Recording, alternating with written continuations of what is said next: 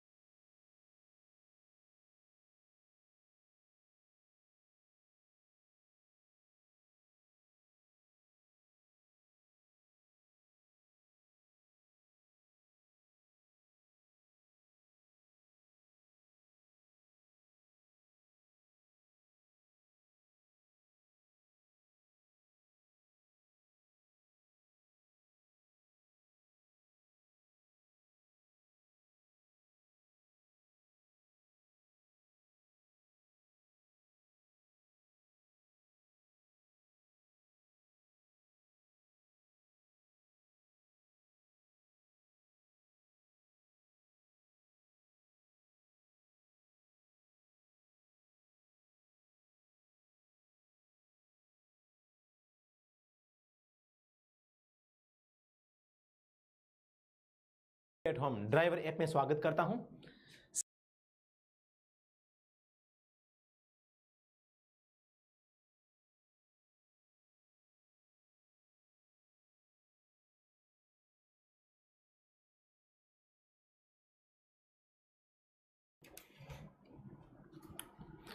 दोस्तों नमस्कार, राम राम सा। आप सभी का एक बार फिर से मैं study at home driver app में हार्दिक स्वागत करता हूं। आप सभी स्वस्थ होंगे, मस्त होंगे, अपने एग्जाम की तैयारी कर रहे होंगे। साथियों, आज हम एक नया सेशन स्टार्ट करने जा रहे हैं, तो इस सेशन को थोड़ा सा आप सभी शेयर कर देंगे। मैं भी थोड़ा सा इस सेशन को शेयर कर देता हूं। आप सभी अपने मित्रों के पास में थोड़ा सा शेयर कर दें, ज़्यादा से ज़्यादा स्टूडेंट है वो इससे जुड़ जाए। वो इसमें कोई प्रॉब्लम आ रही है तो थोड़ा सा मुझे कमेंट सेक्शन में बता सकते हैं। बहुत शानदार सेशन आज का ये रहने वाला है, तो सभी अपने मित्रों को बुला लें।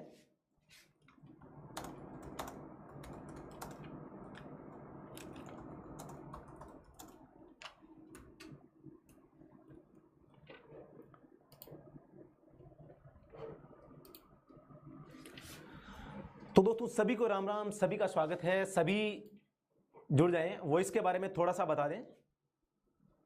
वॉइस के बारे में अभी आ रही है सर, सब ठीक है? ठीक है लोकेश जी, सिराज जी, नरेंद्र जी, तेज वर्ल्ड, बिल्कुल सभी का स्वागत है, सभी को राम राम। आप सभी अच्छी तैयारी कर रहे होंगे। आज जो संडे को टेस्ट हुआ है, आज का जो दिन में संडे को टेस्ट लिया गया था, बहुत शानदार टेस्ट का आयोजन रखा गया था और इसमें अवार्ड भी आपको है वो 1100 रुपये, 500 और 500, ये 3 रैंक जो प्राप्त करने वाले स्टूडेंट थे इनको एक अवार्ड भी दिया गया था। तो आप भी अगर उस रैंक में है, रैंक की जो लिस्ट है वो मैंने टेलीग्राम चैनल पे अपलोड कर दी है। अगर आपका नाम है तो आप हमसे संपर्क कर सकते हैं। तो दोस्तों सभी का स्वागत है। दोस्तों नए सेशन में सभी का स्वागत है। सबसे पहले मैं बता देता हूं, अगर आपने अभी तक हमारा जो ऑनलाइन बैच है इसको अभी तक ज्वाइन नहीं किया है तो आप कर सकते हैं। दिल्ली पुलिस ड्राइवर वैकेंसी के बारे में मैं आप सभी को बताना चाह रहा हूं, और दिल्ली पुलिस ड्राइवर की जो वैकेंसी है इसके बारे में थोड़ा सा बता देना चाहता हूं। दिल्ली पुलिस ड्राइवर भर्ती परीक्षा के बारे में हमारा ऑनलाइन बैच चल रहा है, आप इसे ज्वाइन कर सकते हैं। कंप्लीट कॉम्बो कोर्स है, केवल कोर्स नहीं है, कंप्लीट कॉम्बो कोर्स है साथियों। इसमें सॉल्व पेपर है, टेस्ट सीरीज है, वीडियो ले क्लास है, और दोस्तों 2000 प्लस एमसीक्यू प्रैक्टिस सेट आपको डेली मिलता है और वीकली भी मिलता है। क्लास वाइज पीडीएफ आपको यहाँ पे देखने को मिलती है। किसी भी प्रकार की समस्या हो तो आप मुझसे संपर्क कर सकते हैं। 1999 रुपये का कोर्स है, अभी ऑफर में मात्र 399 में कंप्लीट कॉम्बो पैक है, आप जरूर ले लेना।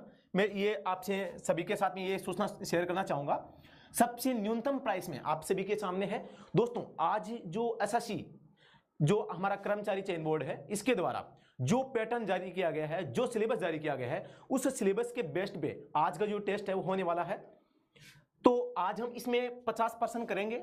और दोस्तों आप क्या कहते हैं, आप कहते हैं कि सभी जो यूट्यूबर है, सभी जो ऐप वाले हैं, सब अपना अपना धंधा कर रहे हैं और गलत पर्सन दे रहे हैं। आज मैं आपके सामने 50% रखूंगा, जो आज का जो टेस्ट हुआ था इसके 50% यहां पर आपको देखने को मिलेंगे।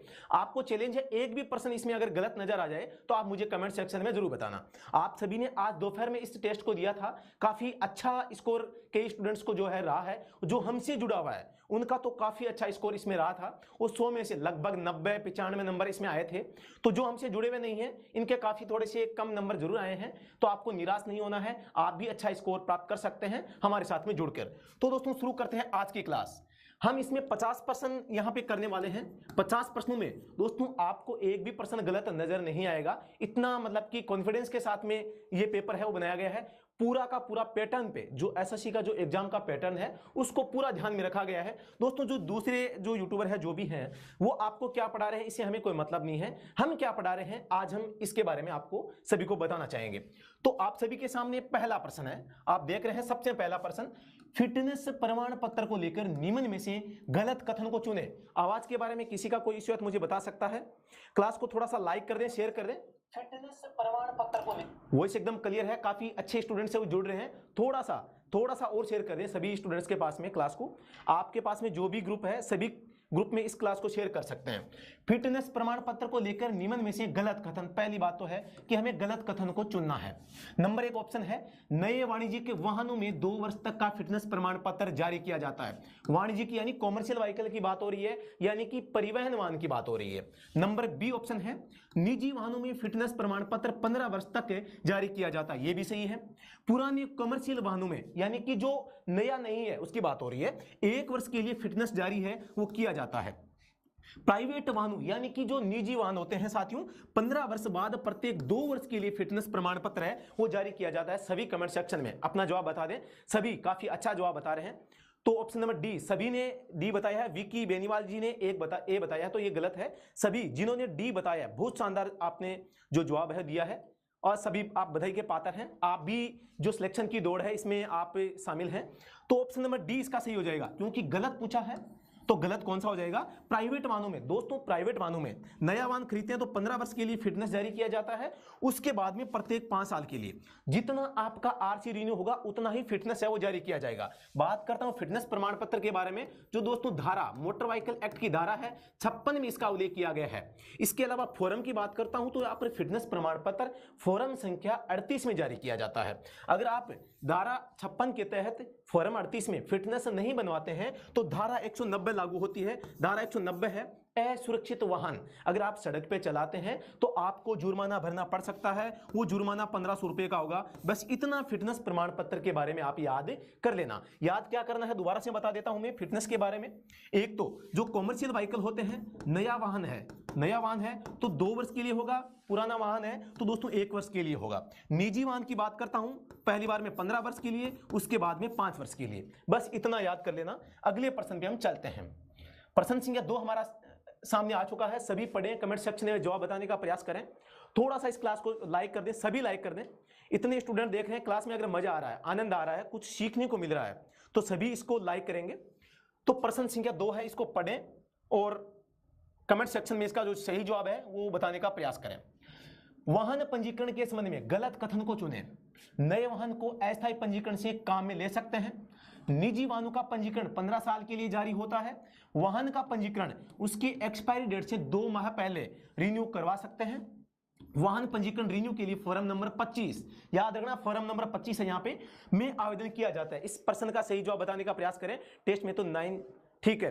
तो दोस्तों मैं यहाँ पर बता देना चाहता हूं, टेस्ट एकदम सरल था, सरल भी नहीं था, थोड़ा सा लेवल हार्ड था। यहां पर जो पर्सन है, हम क्या करते हैं, जो 50% होते हैं, अब हमने इनाम की घोषणा की थी कि 1100 रुपए इनाम आपको दिया जाएगा, तो कुछ स्टूडेंट्स चीटिंग करने लगते हैं। हम क्या करते हैं, जो सबसे सरल पर्सन होता है उसका जवाब गलत कर देते हैं, सबसे सरल पर्सन का जवाब गलत कर देते हैं। उससे ये पता चल जाता है जो टॉपर्स है, टॉपर ने अच्छे मतलब ईमानदारी से रैंक हासिल की है या चीटिंग के साथ की है। तो आज के टेस्ट में भी हमें 100 में से 100 नंबर यहां पे देखने को मिले थे, और इसी पर्सन में वो बंदा है वो फंस गया था। बाकी जो भी टॉपर्स थे उन्होंने चीटिंग नहीं की थी, इनके वो ये सवाल है वो गलत हो गया था।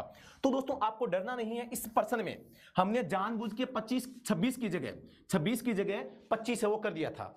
आपको याद रखना थोड़ा सा, यहां पे गलत पूछा था तो यहां पे 26 मान के आप इस पर्सन को पढ़ें, यानी कि वाहन पंजीकरण रीन्यू के लिए दोस्तों जो आपका फॉर्म नंबर 25 होता है, लेकिन एक्चुअल में आप 26 रखोगे तो ये गलत हो जाएगा।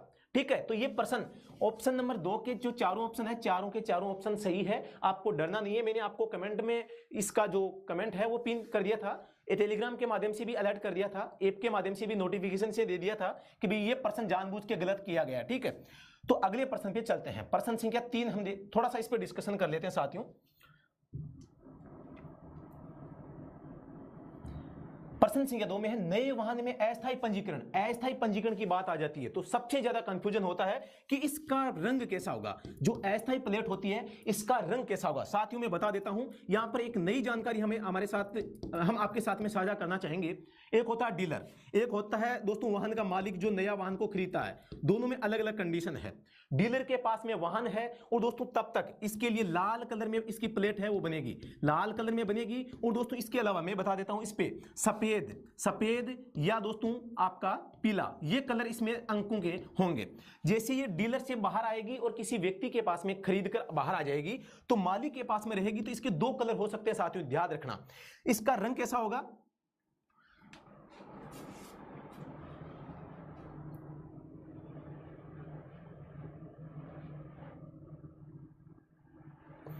अब जो जैसे मालिक के पास में गाड़ी आती है तो दोस्तों यहां पर 2 कलर की जो प्लेट होती है, एक तो होती है आपके सफेद, एक होती है आपके पीली।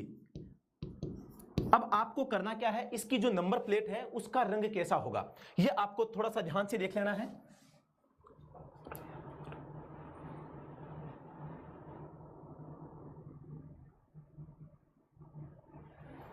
इसमें साथियों जो आपकी नंबर प्लेट है, नंबर प्लेट पे साथियों नंबर प्लेट का रंग तो लाल हो सकता है, नंबर प्लेट का रंग तो लाल हो सकता है। इसके ऊपर जो अक्षर होंगे वो अक्षर कैसे होंगे, सफेद और दोस्तों सफेद है अगर निजी वाहन है, सफेद है अगर निजी वाहन है तो, और पीला अक्षर होंगे अगर दोस्तों कॉमर्शियल व्हीकल है।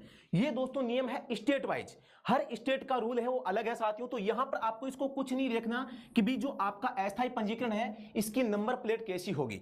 ये स्टेट वाइज जो है रूल अलग अलग होता है, और ये नियम स्टेट को बनाने के लिए अधिकार है वो दिया गया है। तो आपको इसको याद नहीं करना कि जो जो अस्थायी पंजीकरण होता है उसकी नंबर प्लेट का रंग है वो कैसा होता है। तो यहां पर आपको कंफ्यूज नहीं होना है। निजी वाहनों का पंजीकरण 15 साल के लिए जारी किया जाता है, बिल्कुल सही है। वाहन का पंजीकरण उसकी एक्सपायरी डेट से 2 माह पहले यानी कि 60 दिन पहले रिन्यू करवा सकते हैं, बिल्कुल सही जवाब है साथियों, 60 दिन पहले रिन्यू करवा सकते हैं। लेकिन हो जाए बात अगर एक्सपायरी के बाद की, अगर आपका आरसी एक्सपायर हो चुका है, अब आप इसको रिन्यू कितने दिनों में करवा सकते हैं, तो यहां पे साथियों 90 दिन का आपके पास में टाइम होता है। 90 दिन में बाद की बात आए, पहले की बात आए तो 60 दिन होता है, बाद की बात आए तो 90 दिन में आपको रिन्यू करवाना पड़ता है। बाद में अगर करवाते हैं 90 दिन के बाद में तो एक तो पेनल्टी आपको लगेगी, पहली बात तो पेनल्टी लगेगी। दूसरी बात, अगर जो आपका प्राधिकारी होगा जो आरसी का जो पंजीकरण करेगा उसको अगर सेटिस्फाई हो जाता है कि भी हाँ वाहन है वो रिन्यू करवाने के लायक है, तभी कर सकता है और वो मना भी कर सकता है। तो थोड़ा सा आपको इस बात का भी ध्यान में है वो रखना है। बात आई है वाहन पंजीकरण रिन्यू के लिए फॉर्म नंबर 25 आवेदन किया जाता है। दोस्तों बिल्कुल रिन्यू के लिए जो फॉर्म है 25 काम में आता है। फॉर्म की बात करता हूं, 20 नंबर न्यू आप आरसी बनवाते हैं। फॉर्म संख्या 21 दोस्तों बिक्री, वाहन की बिक्री के लिए होता है। फॉर्म संख्या 23 साथ ही यहां पर आरसी वो जारी की जाती है, आरसी जारी की जाती है। साथियों 23A की बात करता हूं तो यहां पे स्मार्ट आरसी यानी स्मार्ट कार्ड के रूप में आपको आरसी दी जाती है। फॉर्म संख्या 23B की बात करता हूं तो यहां पे अस्थायी पंजीकरण जो अभी हमने बात की है, अस्थायी पंजीकरण जो कि धारा 43 के तहत जारी किया जाता है। ये 23B में जारी किया जाता है। फॉर्म संख्या 25 है साथियों, रिन्यू के लिए है, बिल्कुल इस प्रश्न में सही लिखा है।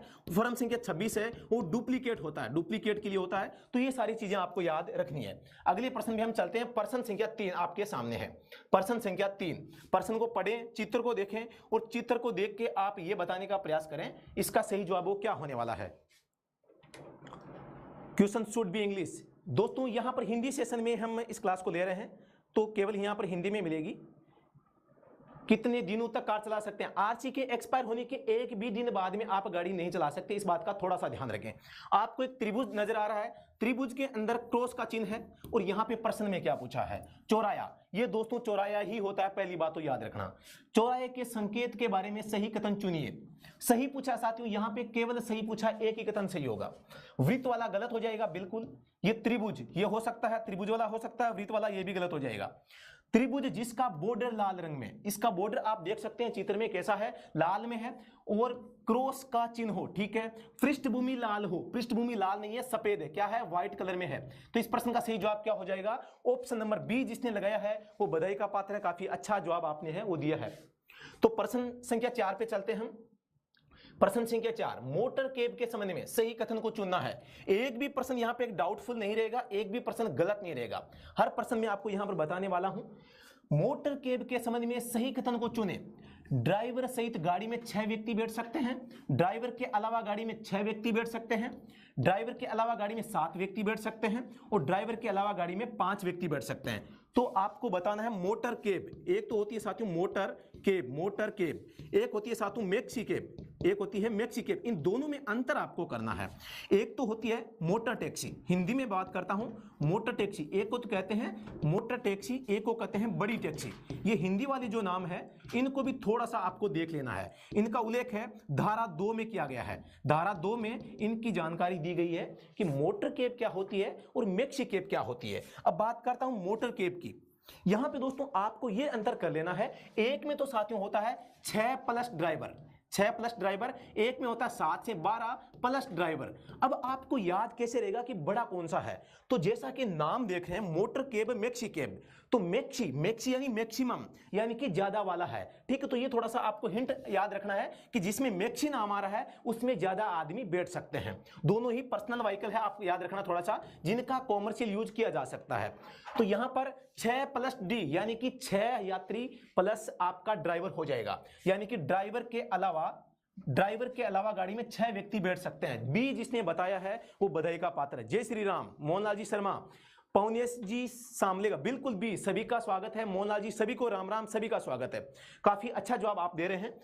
आज का टेस्ट आप सभी ने अटेंड किया होगा, मैं आशा करता हूं। प्रश्न संख्या 5 है, प्रश्न संख्या 5 है दोस्तों। कुछ जो स्टूडेंट है वो गलत जगह से पढ़ के, गलत प्रश्न पढ़ के स्क्रीनशॉट लेके हमारे पास में भेजते हैं, सर इसका देखो, वो देखो, वो देखो। देखो आपको करना क्या है, आपके पास में आपको मात्र एक अवसर मिला साथियों, एक अवसर मिला है, इसमें आपको जो प्राप्त करनी है। तो इसके लिए आपको सही प्लेटफॉर्म का चुनाव करना है। अगर मैं सही पढ़ा रहा हूं तो आपको मुझसे जुड़ना है, अगर कोई दूसरा पढ़ा रहा है तो उससे जुड़ना है। इसका निर्णय आपको करना होगा कि कौन सही पढ़ा रहा है, कौन गलत पढ़ा रहा है। आज मैंने आपके सामने 50 नंबर का जो टेस्ट लिया है, तो इस टेस्ट के बारे में आप स्वयं देख लेना कि भी इसमें मैंने कोई गलत दिया है या सही दिया है, या कितने अच्छे प्रश्न है, क्या किसी प्रश्न को किसी किताब से उठा के चेप दिया गया है, या कुछ मेहनत करके आपके लिए कुछ नया करने का प्रयास किया है। साथियों इसमें आपको पता चल जाएगा। मोटर वाहन अधिनियम 1988 के अनुसार मोटर वाहन के नष्ट होने के कितने दिनों के भीतर उसका पंजीकरण रद्द करने के लिए आवेदन करना होगा। आपके पास में कोई गाड़ी है, आपकी गाड़ी है वो मतलब कि किसी भी कारणवश आपने उसको नष्ट करवा दिया है और वो मिट गई है, अब कोई इसका कोई साक्ष्य नहीं बचा है, आपने टायर बेच दिए, बॉडी बेच दी, इंजन काम में ले लिया, जो भी है कबाड़ी को दे दिया, अब ये एक तरह से नष्ट हो गया है। अब आपका दायित्व बनता है कि आप इसकी सूचना आरटीओ कार्यालय में दें। तो इसका सही जवाब क्या हो जाएगा, सभी कमेंट सेक्शन में बताने का प्रयास करें। अमित, पवनेश जी, अमित जी, धर्मेंद्र जी, ओला जी, सभी, मोहित कुमार जी, विक्की, धर्मेंद्र, दीपक, पवनेश, अमित, दैया, वॉइस कम आ रही है मास्टर जी, देखता हूं वॉइस का, मैं देखें कोई इश्यू है तो समय बताने का प्रयास करें। अमित बिल्कुल आवाज में कोई दिक्कत नहीं है। तो इस प्रश्न में ऑप्शन नंबर 1 14, 30 दिन, 60 दिन, 7 दिन, इस प्रश्न का सही जवाब हो जाएगा 14 दिन। साथियों याद करना, एक तो 14 होता है, एक होता है आपके 45 दिन। ये 2 दिन होते हैं वाहन को बेचने पर, वाहन बेचने पर ये 2 वैलिडिटी होती है। वो दोस्तों 14 दिन होते हैं राज्य में, अपने खुद के राज्य में बेचें, और अदर स्टेट में बेचते हैं तो आपको यहां पर आरसी को चेंज करवाने के लिए 14 दिन और 45 दिन का टाइम मिलता है। यानी 14 दिन मिलेगा अगर आप अपने राज्य में वाहन को बेच देते हैं, 45 दिन का टाइम मिलेगा अगर आप किसी दूसरे राज्य में वाहन बेच देते हैं, तो वाहन मालिक का नाम जो परिवर्तन करवाएंगे उसके लिए आपको 45 दिन का टाइम मिलता है। आरसी रिन्यू की मैं बात करता हूं तो एडवांस रिन्यू यहां पर आपके 60 दिन पहले होती है, और दोस्तों एक्सपायरी के बाद में आपको 90 दिन का टाइम मिलता है। एक्सपायरी के बाद में आप 90 दिन तक आपको हर हालत में आरसी को रिन्यू करवा लेना पड़ेगा, ठीक है। इसके अलावा मैं बात करता हूं वाहन मालिक की मृत्यु हो जाती है, सबसे बड़ा कंफ्यूजन है, लोग बेचते हैं यहां पे 2 वैलिडिटी है, यहां पे एक तो 30 दिन की है और एक साथियों 90 दिन की है। तो आपको याद करना है यहां पे जो 30 दिन है, 30 दिन में तो आपको सूचना देनी है और 90 दिन में पूर्ण करवा लेना है क्या, इसका नामांतरण। यानी कि जो व्यक्ति मरा है उसकी जगह जिसको मतलब कि उसको हस्तांतरण करना है, जो वाहन को रखेगा, जो उसका उत्तराधिकारी है, वो 30 दिन में तो सूचना देगा, 90 दिन में, कम से कम 90 दिन में वो इसकी मतलब को इसको कंप्लीट करवा लेगा। लेकिन वो चाहे तो 30 दिन में भी पूर्ण करवा सकता है ये काम। ये तो अधिकतम दिनों की टाइम है कि भाई इतने दिन में तो आपको कंप्लीट है वो करवाना पड़ेगा। तो ये चीजें आपको थोड़ी सी आपको याद रख लेनी है, ज्यादा कुछ याद नहीं रखना है। यहां पे बात आई है पंजीकरण की, आरसी की, तो दोस्तों यहां पे धारा 39 है, वो आरसी के लिए आवश्यक बताता है कि भी आपके वाहन की आरसी होगी। धारा 43 साथियों यहां पे अस्थायी पंजीकरण, टेम्परेरी आरसी की बात करता है। धारा दोस्तों यहां पे 48 है, वो एनओसी, आप एक राज्य से दूसरे राज्य में वाहन को ले जाते हैं और उस वहां पर दूसरे राज्य में आरसी बनवाना चाहते हैं, तो ये एनओसी आपको लेनी पड़ेगी जिस राज्य में पहले आपका वाहन पंजीकृत था। धारा 49 है, वो ट्रांसफर की बात करता है। अगर आपका ट्रांसफर हो चुका है या आप किसी दूसरी जगह पे चले गए हैं तो आप मतलब कि इसकी सूचना है वो देके आरसी में पता परिवर्तन करवाएंगे। पता परिवर्तन करवाने से संबंधित 2 धाराएं साथियों, एक तो है 47, एक है दोस्तों 49। इन दोनों में आपको याद रखना है, 47 का नाम आते ही आपको याद रखना है अदर स्टेट। अगर आप किसी दूसरे स्टेट में चले जाते हैं तो दोस्तों 47, धारा 47 कहती है आपको अधिकतम 12 माह का टाइम मिलता है। 12 माह से ज्यादा रहना है तो दोस्तों फॉर्म संख्या 27 में, फॉर्म 27 है, इसमें आपको असाइनमेंट भरना है और साथियों असाइनमेंट भर के देना है कि भाई आप यहां पर है पता परिवर्तन करके ज्यादा समय तक के लिए रहना चाहते हैं। धारा 49 है, उसी राज्य में जिस राज्य में आपका वाहन पंजीकरण है लेकिन आपने अपना पता परिवर्तन कर लिया है। इसके तहत दोस्तों आपको 2 तरह की वैलिडिटी मिलती है। आपको एक तो मिलता है 6 माह, एक मिलता है 1 मिलता है 1 माह है। अगर दोस्तों आप स्थायी रूप से चले जाते हैं, आपका तो पक्का इरादा है कि भी आप तो चले गए हैं, वापस नहीं आने वाले हैं, तो आपको 1 माह में पता परिवर्तन करवाना है। अगर आप अस्थायी रूप से गए हैं तो आप 6 माह तक अस्थायी रूप से कहीं भी रह सकते हैं। तो ये बातें आपको याद रखनी है। प्रश्न संख्या 6 आपके सामने है, ज्यादा समय यहां पर नहीं लेंगे। इसका प्रश्न का जो जवाब है आप कमेंट सेक्शन में बताने का प्रयास करें। सभी का स्वागत है, सभी, छोटेलाल जी, पौनेश जी, अमित जी, मलिक, बिल्कुल सभी का स्वागत है। दोस्तों सभी को राम राम, सभी का स्वागत है। बहुत अच्छा सेशन यहाँ पे होने वाला है। कोई अगर गड़बड़ है, आपको लगता है कि यहाँ पर कुछ प्रश्नों में गलती है या कुछ गड़बड़ इसमें है, तो आप बता सकते हैं कमेंट सेक्शन में, उसका मैं क्लियरिफिकेशन यहाँ दे दूंगा। सर आज 34 क्वेश्चन ठीक हुए हैं, हो जाएगा। बिल्कुल दोस्तों, आज का टेस्ट इतना अच्छा शानदार टेस्ट था जिसका 30+ का स्कोर है, 30+ स्कोर है, वो दोस्तों सभी बधाई के पात्र हैं। और ये कारनामा वही कर सकते हैं जो राज सर से पढ़ रहे हैं, जो मेरे साथ में पढ़ रहे हैं, ये कारनामा केवल वही कर सकते हैं। मैं आपको बता देता हूं, अगर आप भी दोस्तों इसमें दिल्ली पुलिस ड्राइवर में 50 में से 45+ का स्कोर की अगर आप सपना देख रहे हैं, आप अगर सपना देख रहे हैं कि मुझे दिल्ली पुलिस में जॉब प्राप्त करनी है, आप अगर सपना देख रहे हैं कि मैं भी गाड़ी चलाऊंगा, दिल्ली पुलिस की वर्दी पहनूंगा, तो राज सर की क्लासें लेना। राज सर का एक छोटा सा अमाउंट पे कर दो, 399 का, कोई ज्यादा नहीं है, 1 दिन की मजूरी है आपके, छोटा सा आप ये पेमेंट करके आप हमसे जुड़ सकते हैं। उससे क्या होगा, आप कोई भी आपका डाउट होगा आप हमसे संपर्क करेंगे और हमारी जो बेहतरीन तैयारी है वो हमारे साथ में जुड़कर करेंगे, और सिलेक्शन की जो संभावना है वो पूरी की पूरी आपकी रहेगी, ये मैं आपसे वादा करता हूं। तो दोस्तों इस प्रश्न को पढ़ें और कमेंट सेक्शन में बताने का प्रयास करें। वाहनों में ब्रेक से ब्लीडिंग की जाती है जब मैकेनिकल ब्रेक में हवा आ जाती है, हाइड्रोलिक ब्रेक में हवा आ जाती है, यांत्रिक ब्रेक में हवा आ जाती है, हाइड्रोलिक ब्रेक में पानी आ जाता है। साथियों कुछ स्टूडेंट तो ये कहते हैं कि सर ये मैकेनिकल क्या है, यांत्रिक क्या है। अब ये दोनों में कंफ्यूज हो जाते हैं। तो दोस्तों जो वाहन में जो हम पैर से दबा के जो दोस्तों नॉर्मल ब्रेक होते हैं, एक तो होता है दोस्तों हाइड्रोलिक। हाइड्रोलिक क्या होता है? जिसमें तेल भरा जाता है, तेल के दबाव से काम करता है। एक होता है दोस्तों वैक्यूम। अब वैक्यूम क्या होता है? साथ ही में आपको एक एग्जांपल बताता हूं, वैक्यूम क्या होता है। वैक्यूम कहते हैं निर्वात को, यानी हवा का अभाव। दोस्तों जैसे मैं करता हूं, जैसे हम चाय पीते हैं, पानी पीते हैं, तो हम क्या है, हवा को अंदर खींचते हैं या चाय या पानी को अंदर खींचते हैं। उसमें क्या होता है, हमारा जो पेट है, जो हमारा पेट है, शरीर है, उसके अंदर निर्वात होता है, वैक्यूम बनता है, यानी कि वो अंदर की ओर हवा को खींचती है, वहां पे हवा की आवश्यकता पड़ती है। इस टाइप से ये वैक्यूम जो आपका ब्रेक होते हैं ये काम करते हैं। हाइड्रोलिक में तेल हो गया, मैकेनिकल में डायरेक्ट जो यंत्र लगे होते हैं, यंत्र या आप उपकरण बोल सकते हैं, इनसे काम करते हैं। जो सबसे नॉर्मली ब्रेक होते हैं, जो साइकिल के ब्रेक है, मोटरसाइकिल के ब्रेक है, जिनमें न तो हवा का प्रयोग किया जाता है न तेल का प्रयोग किया जाता है, वो मैकेनिकल ब्रेक होते हैं। यांत्रिक ब्रेक भी इसे मिलता जुलता ही है, यंत्र से चलने वाले ब्रेक। ठीक है, तो इस प्रश्न में वाहनों में ब्रेक में ब्लीडिंग, ब्लीडिंग यानी होता है बहना, बहना या निकालना। अब बहना या निकालना क्या बहेगा? जब आपके मैकेनिकल ब्रेक में हवा क्या काम है भाई? नहीं है, गलत हो जाएगा। हाइड्रोलिक ब्रेक में हवा बिल्कुल आ सकती है। यांत्रिक ब्रेक में पानी कहां से आएगा? हाइड्रोलिक ब्रेक में पानी बिल्कुल इसमें भी नहीं आएगा। यानी कि हाइड्रोलिक ब्रेक से हवा, दोस्तों जो हाइड्रोलिक ब्रेक होते हैं ये ऑयल के दबाव से काम करते हैं। अगर इनमें हवा आ गई तो वो हवा के कारण जो तेल का दबाव सही नहीं बन पाएगा, उसके कारण ब्रेक काम नहीं करेंगे। इसलिए ब्रेक में वो दोस्तों हवा की ब्लीडिंग कर दी जाती है, जिससे कि हवा बाहर है वो दोस्तों आ जाती है। तो ये थोड़ा सा आपको याद रखना है।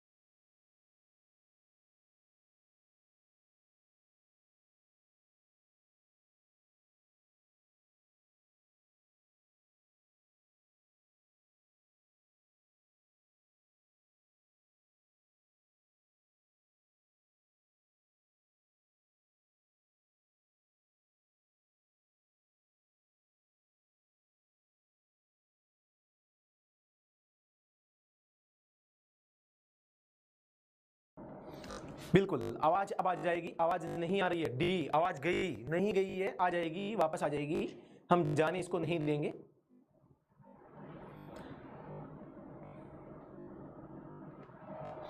बिल्कुल, आवाज अब आ जाएगी। आवाज नहीं आ रही है, डी आवाज गई नहीं, गई है, आ जाएगी, वापस आ जाएगी, हम जाने इसको नहीं देंगे।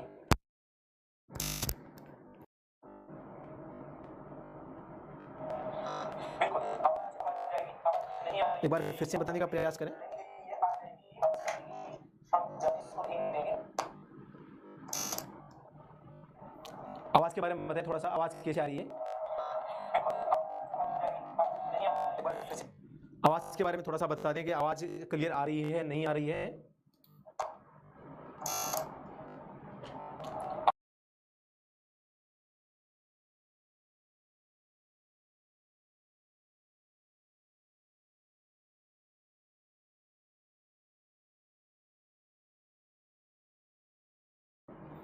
आवाज के बारे में थोड़ा सा फिर से बता दें।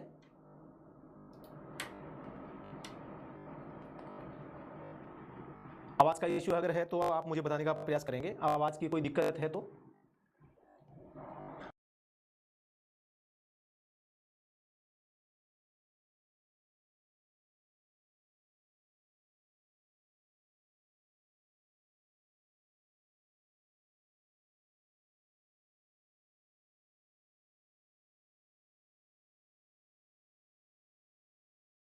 एक बार फिर से थोड़ा सा आवाज के बारे में बताएंगे, आवाज क्लियर आ रही है नहीं आ रही है, थोड़ा सा आवाज का इशू है तो बताएं।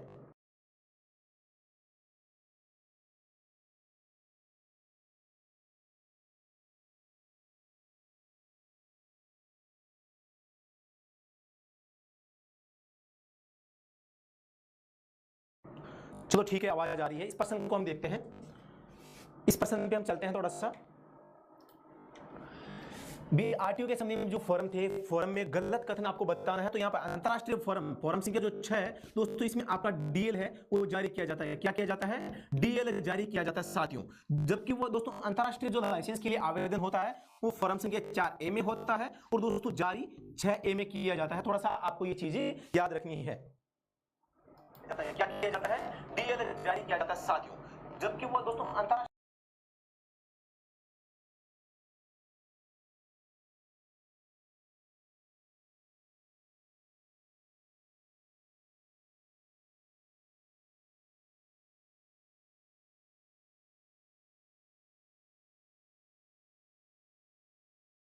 आवाज के बारे में थोड़ा सा मुझे एक बार फिर से बताएंगे, आवाज क्लियर आ रही है नहीं आ रही है? आवाज के बारे में थोड़ा सा एक बार कमेंट सेक्शन में बता दें। आवाज के बारे में थोड़ा सा मुझे एक बार फिर से बताएंगे, आवाज क्लियर आ रही है? बिल्कुल आवाज एकदम क्लियर आ चुकी है साथियों, अब कोई समस्या नहीं है आवाज की। एक बार फिर से कमेंट सेक्शन में बता देना, मुझे देख लिया मैंने, आवाज एकदम सही आ रही है। तो दोस्तों हम बात कर रहे थे आरटीओ के संबंध में, फोरम के संबंध में। पर्सन संख्या हमारा साथ क्या है? आरटीओ फोरम के संबंध में है साथियों, अब कोई समस्या नहीं है आवाज की, ठीक है, आवाज एकदम क्लियर है। फॉर्म संख्या 1 फिटनेस का सही है, फॉर्म संख्या 4 लाइसेंस के लिए आवेदन ठीक है, फॉर्म संख्या 9 रिन्यू के लिए ठीक है, फॉर्म संख्या 6 अंतरराष्ट्रीय ड्राइविंग लाइसेंस। दोस्तों यहां पे ये गलत हो जाएगा, मैं बता देता हूं। फॉर्म संख्या 1 होता है, सबसे पहली फॉर्म संख्या 1 किसके लिए होता है? सेल्फ डिक्लेरेशन यानी फिटनेस का स्व घोषणा। फॉर्म 1 मेडिकल के लिए होता है, फॉर्म 2 दोस्तों लर्निंग LL के लिए आवेदन किया जाता है साथियों, और फॉर्म संख्या 3 LL जारी किया जाता है। फॉर्म संख्या 4 स्थायी लाइसेंस के लिए आवेदन, 4A अंतरराष्ट्रीय ड्राइविंग लाइसेंस के लिए आवेदन, और दोस्तों 5 ये ड्राइविंग स्कूल से प्रमाण पत्र लिया जाता है। फॉर्म संख्या 6 इसमें DL को जारी किया जाता है दोस्तों। साथ में स्मार्ट आपका जो ड्राइविंग लाइसेंस है स्मार्ट कार्ड में ये दिया जाता है साथियों। एक में छोड़ दिया मैंने 6A में दोस्तों क्या होता है? अंतरराष्ट्रीय ड्राइविंग लाइसेंस जारी किया जाता है। फॉर्म संख्या 8 को श्रेणी जोड़ना, फॉर्म संख्या 9 आपके रिन्यू के लिए। यहां पर आपको ये याद रखना है जो अंतरराष्ट्रीय ड्राइविंग लाइसेंस है वो कितने समय के लिए जारी होता है। माना कि आपका जो ड्राइविंग लाइसेंस है DL है वो एक्सपायर होने में कितना टाइम बचा है? अगर माना कि 15 माह बचे हैं, एक बचे हैं माना कि 10 माह बचे हैं, दोनों कंडीशन में आपका अलग अलग जो अंतरराष्ट्रीय ड्राइविंग लाइसेंस है वो जारी होगा। अगर 15 माह बचे हैं तो ये 1 साल के लिए जारी होगा, और दोस्तों 10 माह बचे हैं तो ये 10 माह के लिए दोस्तों यहां पे जारी होगा। तो ये बात याद रखनी है, जितना आपका DL बाकी है उतना या अधिकतम 1 साल, अधिकतम 1 साल के लिए अंतरराष्ट्रीय ड्राइविंग लाइसेंस है वो जारी किया जा सकता है। अगले प्रश्न पे चलते हैं। प्रश्न संख्या आपके सामने 8 है, इसको पढ़ें और सही जवाब है वो कमेंट सेक्शन में बताने का प्रयास करें। काफी अच्छा प्रश्न यहां पे देखने को मिलता है दोस्तों। अगर दिल्ली पुलिस ड्राइवर में जॉब प्राप्त करनी है तो आप हमारा कोर्स है वो ज्वाइन कर सकते हैं। स्टडी एट होम ड्राइवर जो ऐप है इस पे हमारा कोर्स चल रहा है। किसी भी प्रकार की समस्या है तो आप इन नंबर पे संपर्क कर सकते हैं साथियों, इन नंबर पे संपर्क करके जानकारी ले सकते हैं। प्रश्न है निम्न में से गलत कथन को चुनें। निम्न में से गलत कथन को आपको चुनना है। नई कार का योग्यता प्रमाण पत्र 15 साल के लिए जारी किया जाता है। नई कार, नई यानी न्यू व्हीकल, योग्यता यानी फिटनेस की बात हो रही साथियों, तो ये सही हो जाएगा। वाहन के सक्षमता प्रमाण पत्र के बिना पंजीकरण संभव नहीं है। बिल्कुल, सक्षमता यानी फिटनेस, बिना फिटनेस के पंजीकरण नहीं होगा। नई कार का एक बार की कर 15 साल के लिए जारी होता है। बिल्कुल, नई कार का यानी न्यू व्हीकल होता है, एक बार की कर यानी कि एक बार का जो टैक्स भरते हैं वो 15 साल के लिए भरते हैं। बिल्कुल सही हो जाएगा।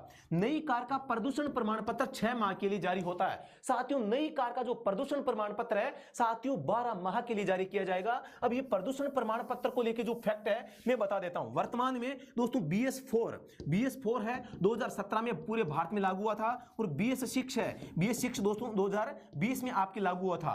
तो दोस्तों जो BS4 और 6 की जो गाड़ियां हैं, इन दोनों ही व्हीकल के लिए साथियों आपका जो प्रदूषण प्रमाण पत्र है वो 12 माह के लिए जारी किया जाता है, ये याद कर लेना पहली बात। दूसरी बात मैं बता देता हूं, अगर आप नई गाड़ी खरीदते हैं, न्यू व्हीकल खरीदते हैं, तो उसके लिए प्रदूषण प्रमाण पत्र की आवश्यकता ही नहीं है। अब आवश्यकता कैसे नहीं है?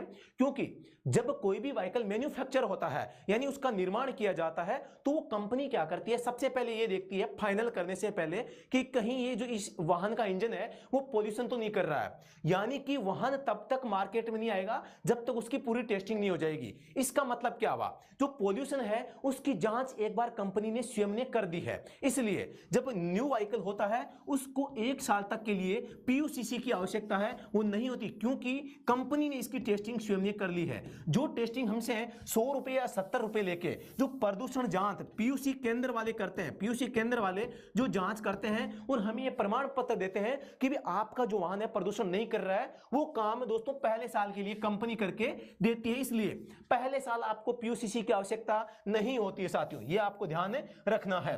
तो इस प्रश्न का जवाब हो जाएगा ऑप्शन नंबर डी। अगले प्रश्न पे चलते हैं, प्रश्न को पढ़ें और सही जवाब कमेंट सेक्शन में छापने का प्रयास करें। प्रश्न संख्या 9 आपके सामने दिख रहा है, प्रश्न संख्या 9 को पढ़ें। वाहन का प्रदूषण प्रमाण पत्र के बिना उपयोग करने किस सेक्शन के तहत अपराध है? प्रदूषण यानी कि PUCC की बात होगी साथियों, PUCC। अब प्रदूषण के बिना आप वाहन का प्रयोग करेंगे, सर चश्मा कहां गया? चश्मा दोस्तों गुम गया है और नया खरीदने में समय लगेगा साथियों। PUCC की बात हो गई है। अभी मैंने बताया था BS4 के लिए 12 माह है और बाकी के वाहनों के लिए BS4 और BS6 के जो वाहन है इन दोनों के लिए तो 12 माह है, बाकी के लिए 6 माह का आपका PUCC होता है साथियों। अगर आपके वाहन का PUCC नहीं है तो दोस्तों ये धारा 190 का उल्लंघन है, ये आपको थोड़ा सा याद रखना है। अब 190 में आप कहोगे जुर्माना कितना है साथियों? 190 क्या है पहले इसके बारे में जान लेते हैं। 190 का पहला, 190 का दूसरा, इन दोनों के बारे में मैं बात कर लेता हूं। यहां पे 190 तो यह है असुरक्षित यान चलाना। असुरक्षित यान का प्रयोग आप दोस्तों अगर करते हैं तो आपके ऊपर जुर्माना है वो लगाया जा सकता है। 190 एक के तहत तो 1500 का जुर्माना है और दोस्तों धारा 190 2 के तहत यहां पर 10,000 का जुर्माना है। अब इन दोनों में फर्क क्या है दोस्तों?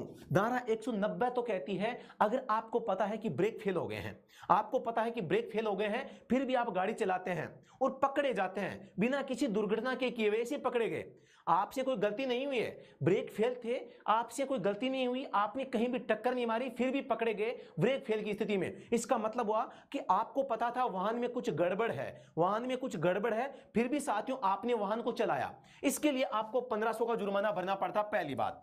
अब दोस्तों जो धारा 190(2) है इसके तहत 10,000 का जुर्माना है। वो क्या कहता है? सड़क सुरक्षा के लिए खतरा, सड़क सुरक्षा में खतरा उत्पन्न कर देते हैं या शोर उत्पन्न करते हैं या वायु प्रदूषण करते हैं। 3 शब्द याद रखना है, एक तो है सड़क सुरक्षा को खतरा, एक वायु प्रदूषण, एक शोर प्रदूषण। ये 3 चीजें अगर आपका वाहन करता है और ये पता चल जाता है और पकड़े जाते हैं तो आपकी जेब में से 10,000 का जो है 10,000 रुपए है वो निकालेंगे। कैसे? 2-2 के 5 नोट, 2-2 के 5 नोट निकालेंगे। ये बात थोड़ा सा आपको याद रख लेना है कि भाई 190 के भी 3 धाराएं हैं, 190 में भी 3 है। तीसरी और बता देता हूं मैं। 190 की पहली यानी कि असुरक्षित वाहन चलाते हैं और पकड़े जाते हैं, कोई दुर्घटना आपसे नहीं होती है।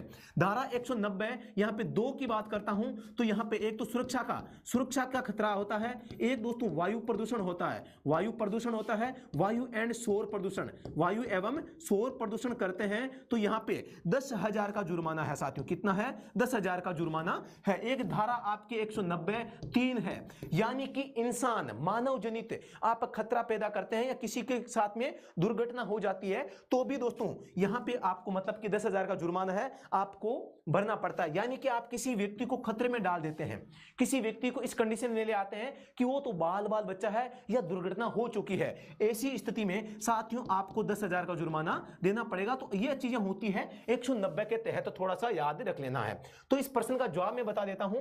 प्रश्न में पूछा था प्रदूषण के बारे में, तो धारा 190 आ जाएगी दोस्तों। अगर ये धारा 190 नहीं होती है तो आपको करना है धारा 177। धारा 177 सबसे सामान्य धारा है, यह आपको याद रखना है। बिना परमिशन खतरनाक वस्तु को ले जाना, धारा 190(2) दोस्तों ये बिना परमिशन खतरनाक वस्तु ये नहीं है। मैं आपको बता देता हूं, ठीक है। यहां पे धारा 190 का 2 है, वो एक तो सड़क सुरक्षा को खतरा करना, या आपका शोर प्रदूषण या वायु प्रदूषण होता है। इन तीन ही वर्ड वहां पे लिखे गए हैं। तो प्रश्न संख्या 10 से हम देखते हैं, अगले प्रश्न पे चलते हैं। प्रश्न संख्या 10 देखें और कमेंट सेक्शन में सही जवाब वो छाप दें। किसी लाइसेंस अपराध के लिए आपका लाइसेंस निलंबन किया गया है और रिकॉर्ड में पृष्ठांकन कर दिया गया है। अब कितने वर्ष के भीतर आप दोबारा से अपराध करने पर आपका लाइसेंस रद्द कर दिया जाएगा? 1 वर्ष, 2 वर्ष, 3 वर्ष, 5 वर्ष। अब ये पृष्ठांकन क्या होता है? आपने कोई अपराध किया और आप 5-6 महीने बाद में दोबारा से अपराध कर देते हैं, तो फिर पुलिस वालों को या जो लाइसेंस अथॉरिटी होती है उसको कैसे पता चलेगा कि भाई इससे पहले आपने कोई मतलब कि अपराध किया है या नहीं किया है? इसका पता करने के लिए साथियों क्या होता है? पृष्ठांकन किया जाता है। आपका जो आरटीओ कार्यालय में रिकॉर्ड है, उस रिकॉर्ड में ये लिख दिया जाता है कि भी आपने इस समय आपने एक अपराध किया था। तो ये जो आपका पृष्ठांकन अगर हो जाता है, वो अगर उसके 3 साल बाद में फिर से अपराध कर देते हैं, तो दोस्तों आपका लाइसेंस है वो रद्द मान लिया जाता है। ठीक है, तो ये आपको थोड़ा सा याद रखना है। ऑप्शन नंबर 3 यानी कि 3 वर्ष हो जाएगा। अगले प्रश्न पे चलते हैं। प्रश्न संख्या दोस्तों यहां पे आप देख सकते हैं, जो दिल्ली पुलिस ड्राइवर का ऑनलाइन कोर्स है आप ज्वाइन कर सकते हैं। कंप्लीट कॉम्बो कोर्स यहां पे आपको मिलता है दोस्तों, तुरंत आप इसे ज्वाइन वो कर सकते हैं साथियों। कंप्लीट कॉम्बो कोर्स है, 100 पेपर मिलेंगे, टेस्ट सीरीज है, 2000 MCQ, practice set, class wise PDF है, वीडियो क्लास कंप्लीटली आपको मिलती है। और कंप्लीट कॉम्बो कोर्स दोस्तों ये है मात्र 399 रुपए में आप ज्वाइन कर सकते हैं। अगले प्रश्न पे हम चलते हैं। प्रश्न संख्या 11 है। प्रश्न संख्या 11 आपके सामने है, वो आ गया है, आप देख सकते हैं। प्रश्न संख्या 11 को पढ़ें और कमेंट सेक्शन में सही जवाब है वो बताने का प्रयास करें। जिस सड़क मार्ग पर अलग से पैदल यात्री पथ नहीं बना हो, सड़क के खालिस्तान साइड में पैदल यात्री को चलने का नियम है। अब दोस्तों सबसे बड़ा कंफ्यूजन, सबसे ज्यादा लोग ये पूछते हैं कि सर ये आप क्या बता रहे हैं, आप उल्टा बता रहे हैं, वो बता रहे हैं। सबसे बड़ा कंफ्यूजन यहाँ पे होता है। बाईं साइड में, दाईं साइड में, सड़क से नीचे जिस साइड में खाली जगह हो, यातायात कम, उसी दिशा में आपको याद रखना है दोस्तों। यातायात कम है या ज्यादा है, वो तो अचानक बढ़ सकता है या कम भी हो सकता है। लेकिन किसी सड़क पर साथियों, किसी सड़क पर अगर पैदल चलने के लिए कोई जगह नहीं है तो आपको उल्टी दिशा में चलना है, ये याद रख लेना, उल्टी दिशा में। बात आ जाती है सड़क पर भी अलग से पैदल यात्री पथ नहीं है तो आपको उल्टी दिशा में चलना है, आपको सही दिशा में नहीं चलना है। फुटपाथ नहीं है मतलब कि उल्टी दिशा, फुटपाथ है मतलब फुटपाथ के ऊपर चले, नहीं है मतलब उल्टी दिशा में चलना। एक बात आप याद कर लेना। अगले प्रश्न में मैं चलता हूं। प्रश्न सिंह दोस्तों, इस प्रश्न का जो सही जवाब है वो दाईं साइड में, ऑप्शन नंबर 20 का सही जवाब हो जाएगा। प्रश्न संख्या 12 देखते हैं। भारत स्टेज के संबंध में आपको गलत कथन बताना है। यहां पे ऑप्शन नंबर 1 आपके सामने है, इसे अंग्रेजी में इंडिया स्टेज, यही गलत हो गया दोस्तों। यही क्या गलत हो गया, यही इसका जवाब है, क्योंकि जो भारत स्टेज है इसको अंग्रेजी में भी भारत स्टेज के नाम से जानते हैं। यह वाहनों का प्रदूषण का मानक तय करता है, बिल्कुल सही है। भारत में Bharat stage first, euro first के रूप में 2000 में लागू किया गया, सही बात है।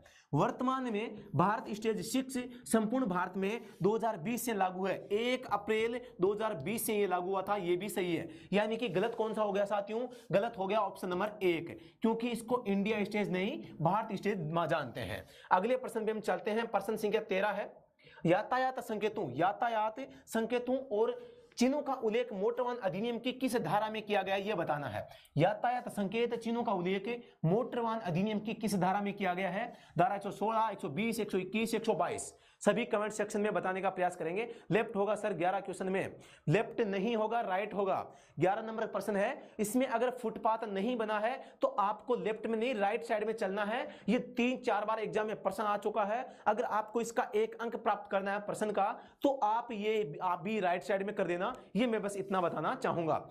तो दोस्तों यातायात संकेतों चिन्हों का उल्लेख है धारा 116 में किया गया। पहली बात ये सही हो जाएगा। धारा 116 यातायात संकेत लगाना, यातायात संकेत की बात हो रही है, यातायात संकेतों की बात होती है। इनका पालन करना दोस्तों, यहाँ पे पालन करना करते हुए होगा किसका, ड्राइवर का। धारा 119 कहती है पालन नहीं करते हैं साथियों, पालन नहीं करते हैं, धारा 177 आपके ऊपर लागू होती है, ये याद रख लेना। थोड़ा सा अब धारा 122 के बारे में, जो खतरनाक जगह पर गाड़ी आप छोड़ देते हैं। प्रश्न संख्या हम अगला देखते हैं, प्रश्न संख्या 14।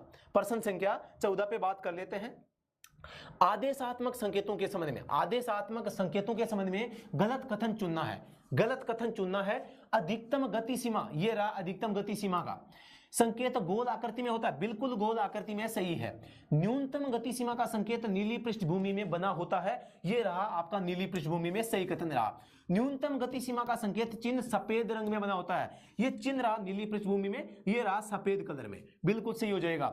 अधिकतम गति सीमा का संकेत चिन्ह नीली पृष्ठभूमि में, नीली नहीं है, पृष्ठभूमि सफेद होगी। ऑप्शन नंबर डी इसका गलत हो जाएगा, और गलत ही पूछा है, क्या पूछा है, गलत कथन। तो गलत कौन सा है, डी, तो डी राइट आंसर हो जाएगा साथियों।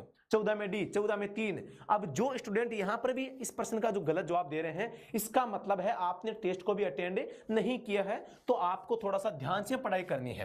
प्रश्न संख्या 15 आपके सामने है। हिट एंड रन मामले के संबंध में गलत कथन, सॉरी सही कथन को आपको चुनना, यहां पे सही पूछा है साथियों। हिट एंड रन के मामले में सही कथन को आपको चुनना है, सही कथन, यानी कि 4 कथन है, 4 में से केवल एक सही होगा। मृत्यु की स्थिति में 25,000 रुपए, मृत्यु पर 50,000, गंभीर घायल पर 25,000, मृत्यु पर 2 लाख, गंभीर घायल पर 25,000, मृत्यु की स्थिति में 2 लाख का मुआवजा होगा। सही जो आप कमेंट सेक्शन में बताने का प्रयास करें।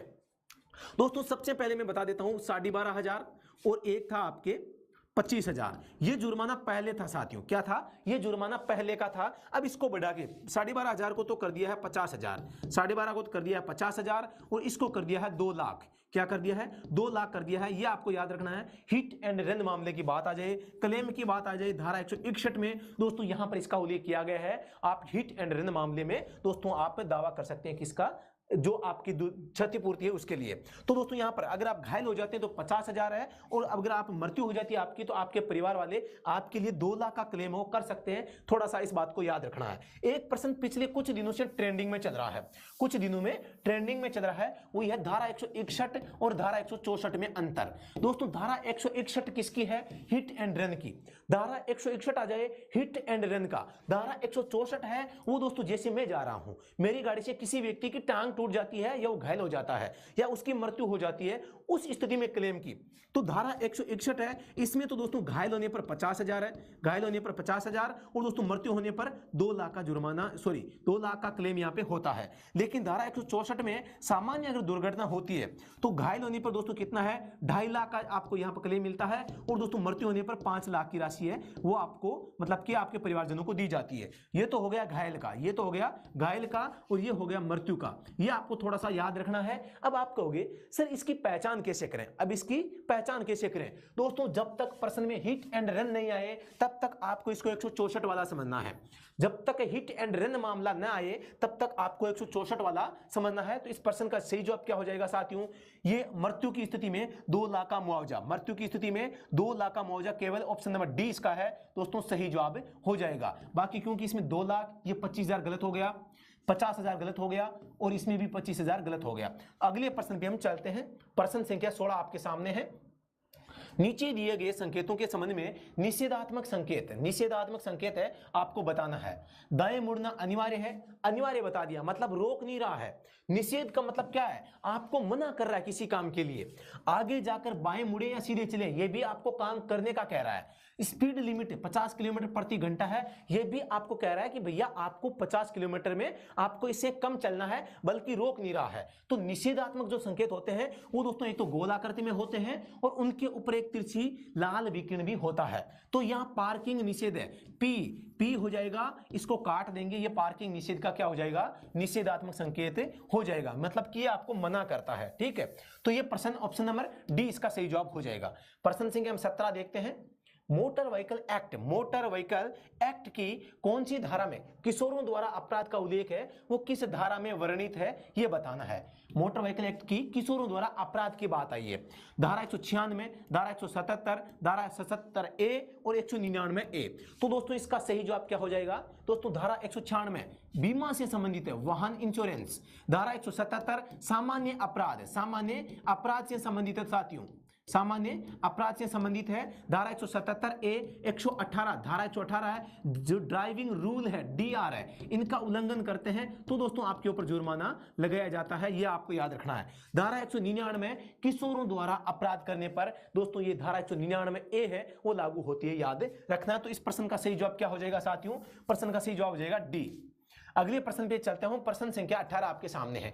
एक भी प्रश्न साथियों इस टेस्ट में एक भी प्रश्न आपको गलत नजर आ जाए तो आप कह सकते हैं इतना शानदार टेस्ट आपके लिए बनाया गया है कि इसमें जो ये 50% है, ये 50% नहीं है, ये आपकी 300-400 क्वेश्चन है। ये 50% नहीं साथियों, एक आप इस भ्रम में मत रह जाना, ये केवल 50% नहीं थे, ये 300 से 400 क्वेश्चन है आपके यहाँ पे थे साथियों। प्रश्न संख्या 18 आप देखते हैं, निम्न दिए गए कथनों में से सही कथन नहीं है, मतलब कि सही कथन नहीं है मतलब गलत है। लाइसेंस को समाप्ति तारीख से 30 दिन पहले रिन्यू करवा सकते हैं। परमिट को उसकी समाप्ति से 15 दिन पहले रिन्यू करवा सकते हैं। वाहन बीमा को समाप्ति तिथि से 1 माह पहले रिन्यू करवा सकते हैं। वाहन आरसी को समाप्ति से 60 दिन पहले रिन्यू करवा सकते हैं। दोस्तों आपके यहां पर मैं बता देता हूं, डीएल के लिए 365 दिन पहले एडवांस रिन्यू हो सकता है। परमिट के लिए दोस्तों केवल 15 दिन होता है। इंश्योरेंस के लिए दोस्तों यहां पर केवल 30 दिन होता है और आरसी के लिए 60 दिन होता है। तो ऑप्शन नंबर 1 इसका सही जवाब है, हो जाएगा। अगले प्रश्न पे मैं चलता हूं। प्रश्न संख्या आपका 19 आपकी स्क्रीन पे दिखाई दे रहा है साथियों, इसको पढ़ें और सही जवाब है कमेंट सेक्शन में बताने का प्रयास करें। नीचे दिए गए लाइसेंस के संबंध में गलत कथन चुनना है। मोटर व्हीकल एक्ट 1988 की धारा 3 लाइसेंस की आवश्यकता बिल्कुल सही है। 1988 की धारा 4 लाइसेंस के लिए आयु सीमा बिल्कुल सही है। 1988 की धारा 8 लर्निंग लाइसेंस जारी करने के लिए बिल्कुल सही है। 1988 की धारा 9 लाइसेंस रिन्यू, दोस्तों रिन्यू के लिए धारा 15 है, तो यही गलत हो जाएगा। पूछा क्या है? गलत कथन पूछा है। तो धारा दोस्तों रिन्यू के लिए कितनी हो जाएगी? 15 हो जाएगी। ये 9 है वो किसके लिए है साथियों? वो शैक्षिक योग्यता का उल्लेख करती है। धारा 9 है वो शैक्षिक योग्यता का उल्लेख है, वो करती है, आपको याद रखना है। अगले प्रश्न पे चलते हैं। प्रश्न संख्या 20 आपके सामने है, पढ़ें और कमेंट सेक्शन में जवाब है वो बताने का प्रयास आप कर सकते हैं। लाइसेंस बनाते समय परीक्षा के संबंध में गलत कथन चुने। एक ऑब्जेक्टिव प्रश्न की परीक्षा भाग लेना, गाड़ी का टेस्ट देना बिल्कुल सही बात है।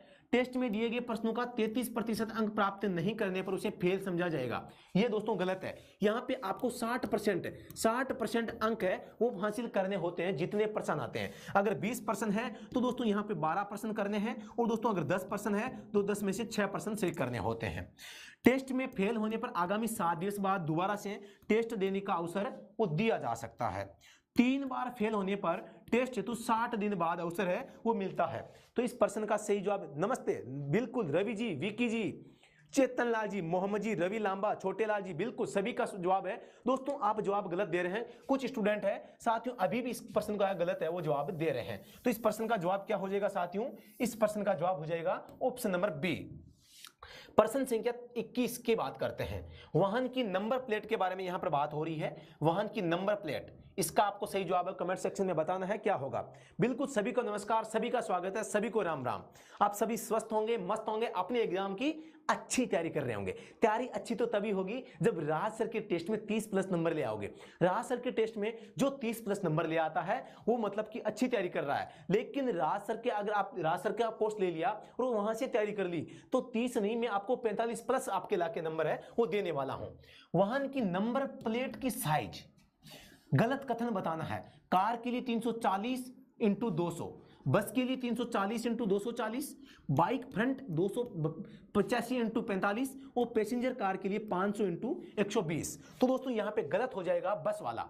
जो कॉमन, सबसे कॉमन दोस्तों यहां पे है, सबसे कॉमन प्लेट होती है जो सभी वाहनों में लगभग होती है, तो वो होती है दोस्तों 340 × 200 की, 340 × 200 mm में होती है। बात करता हूं यहां पे मैं बाइक की, तो बाइक में दोस्तों एक होती है फ्रंट में, तो फ्रंट वाली तो हो गई 285 × 45 mm। और जो रियर की होती है साथ ही वो कितनी होती है कमेंट सेक्शन में आप छाप सकते हैं। रियर की जो आपकी बाइक वाली है दोस्तों, रियर जो आपकी फ्रंट वाली है वो फ्रंट की आपकी जो नंबर प्लेट है वो किस टाइप से बननी होती है आपको याद रखना है। बाइक में एक तो होती है पीछे, बाइक में एक तो होती है पीछे, एक होती है आगे, पीछे आगे। साथियों यहां पे बाइक का फ्रंट तो मैंने बता दिया, यानी कि 285 है, ये तो हो गया फ्रंट है, ये तो हो गया फ्रंट है। आपको रियर बताना है, यानी पीछे की जो होती है वो कितनी होती है। तो यहां पे दोस्तों वो कितनी होती है आपको ये कमेंट सेक्शन में तुरंत छाप के वो बता देना है साथियों। अब एक तो अब आप बता दें, कमेंट सेक्शन में बता दें 300 इंटू 200 होता है या 200 इंटू 100 होता है, इन दो में से कौन सा होगा, कमेंट सेक्शन में आप है वो बता देंगे। बाइक जो मोटरसाइकिल सबसे ज्यादा यूज में हम लेते हैं, इनमें से सही जवाब कौन सा होगा, मोटरसाइकिल की जो आपके पीछे की जो प्लेट होती है उसका आकार क्या होता है। इस प्रश्न का जवाब बस हो जाएगा, क्योंकि बस की होती है 340 इंटू 200, 340 इंटू 200 होती है। बाइक के लिए ये सही है, पैसेंजर कार के लिए भी सही है और कार के लिए भी सही है। कार के लिए, बस के लिए दोनों की सेम होती है दोस्तों, कार और बस के लिए लगभग सेम होती है। ज्यादातर व्हीकल में 340 इंटू 200 वाली काम में आती है। अगले प्रश्न पे चलते हैं। आपको बताना है मोटरसाइकिल की पीछे वाली जो प्लेट है उसका आकार है वो क्या होता है। प्रश्न संख्या आपको यहाँ पे 22 पढ़ना है और कमेंट सेक्शन में जवाब है वो बता देना है। सेंट्रल मोटर वाहन नियम 1989 के अनुसार वाहन श्रेणी में कौन सा जोड़ा गलत है। वाहन श्रेणी के संबंध में जोड़ा गलत आपको बताना है। रियर में मासूम पूनिया बिल्कुल 200 गुणा 100, बिल्कुल आपने बहुत अच्छा जवाब है यहाँ पे दिया है। मोहित दहिया जी बिल्कुल 200 इंटू 100।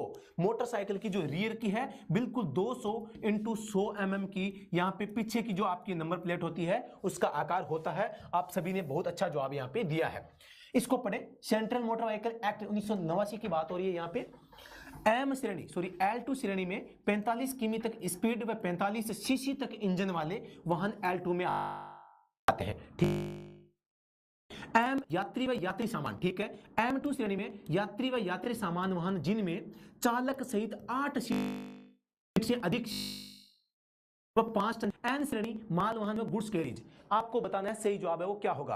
प्रश्न संख्या 22 में बिल्कुल ऑप्शन नंबर 1 होगा, क्योंकि यहाँ पर 45 सीसी है, यहाँ पे 50 सीसी यहाँ पे जवाब है वो आएगा। कई बार हमने इस प्रश्न को हमने कर लिया है, तो इस प्रश्न का जवाब ऑप्शन नंबर 1 हो जाएगा। अगला प्रश्न हम देखते हैं। प्रश्न संख्या 23 आपके सामने है, पढ़ें और कमेंट सेक्शन में जवाब है बताने का प्रयास करें। नीचे दिए गए आपातकालीन नंबर सेवाओं का कौन सा जोड़ा सही है। बिल्कुल दोस्तों सही पूछा है। पहली बात तो इसको गोला कर लें। पुलिस के लिए 101, फायर अग्नि 102, एम्बुलेंस 103, हाईवे हेल्पलाइन 1033। तो आपको बताना है सही कथन कौन सा है। तो दोस्तों जो पुलिस के लिए होता है वो नंबर 100 होते हैं। फायर के लिए दोस्तों यहाँ पे नंबर 101 होते हैं, ठीक है। यहाँ पर एम्बुलेंस के लिए साथियों 102 और 108 होते हैं। और हाईवे, नेशनल हाईवे की जो हेल्पलाइन नंबर है वो 1033 होते हैं। तो सही कौन सा हो जाएगा, ऑप्शन नंबर डी सही हो जाएगा। अगला प्रश्न हम देखते हैं। प्रश्न संख्या 24 आपके सामने है। आप कुछ कहते हैं कि सर आजकल हमने सुना है कि पेट्रोल गाड़ियों में भी इंजेक्टर आने लगा है। आप कहते हैं सर आजकल पेट्रोल गाड़ियों में इंजेक्टर का प्रयोग करने लगता है हो गया है, और हमने पढ़ा है कि डीजल इंजन होता है इसमें इंजेक्टर का प्रयोग किया जाता है। तो आप पूछते हैं कि सर ये पेट्रोल इंजन में, अब आप प्रश्न आ जाए कि भी इंजेक्टर का प्रयोग किया जाता है तो कौन सा करना है। दोस्तों यहाँ पे आपको डीजल इंजन को करना है। यहाँ पे जो पेट्रोल इंजन में काम में ली जाती है वो FIS या MPFI ये काम में ली जाती है। Multi point fuel injection, multi point fuel injection system इसको कहा जाता है। लेकिन केवल इंजेक्टर शब्द आ जाए तो आपको डीजल इंजन करना है। और दोस्तों FIS फ्यूल इंजेक्शन सिस्टम की बात आ जाए या MPFI की बात आ जाए तो यहां पर दोस्तों आपको काम में लेना है पेट्रोल इंजन को। तो मल्टी पॉइंट गलत हो जाएगा, multi point fuel injection, multi point full गलत है, मल्टी पॉइंट फ्यूल इनटेक ये भी गलत है। यानी कि ऑप्शन नंबर 20 का सही हो जाएगा मल्टी पॉइंट फ्यूल इंजेक्शन। अगले प्रश्न पे हम चलते हैं। प्रश्न संख्या आपका 25 है। प्रश्न संख्या 25 आप देख रहे हैं।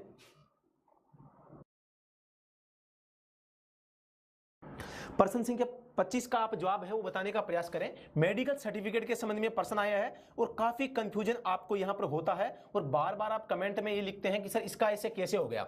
मेडिकल सर्टिफिकेट के संबंध में गलत कथन, गलत पूछा गया। पहली बात तो हल्के मोटर वाहन चालक लाइसेंस के लिए इसकी आवश्यकता नहीं है। बिल्कुल दोस्तों LMV जो व्हीकल होते हैं इनके लाइसेंस के लिए इसकी आवश्यकता नहीं है। हल्के वाहन चालक लर्निंग लाइसेंस के लिए भी इसकी आवश्यकता नहीं है, बिल्कुल ये भी सही है। भारी मोटर वाहन चालक लाइसेंस के लिए इसकी आवश्यकता होती है, ये भी सही है। मेडिकल सर्टिफिकेट हल्के मोटर वाहन लाइसेंस के लिए 50 वर्ष की उम्र होने तक आवश्यक नहीं है, ये गलत हो गया साथियों। ये 50 वर्ष नहीं होगा, ये 40 वर्ष होगा। साथियों आप अगर हल्का मोटर वाहन लाइसेंस बनवाते हैं, आपकी उम्र अगर 40 से कम है तो आपको मेडिकल प्रमाण पत्र नहीं देना है। लेकिन अगर आपकी उम्र 40 प्लस हो चुकी है तो आपको मेडिकल देना है। अब दोस्तों एक इसरो का पेपर हुआ था, इसरो के पेपर में पूछा गया यही कि भी LMV व्हीकल के लिए लाइसेंस बनाते हैं तो किस उम्र के बाद आपको मेडिकल बनाना है। ऑप्शन में था 65, 50, 25, 18। तो दोस्तों ऑप्शन में 40 है ही नहीं, तो फिर 40 को हम कैसे कर सकते हैं?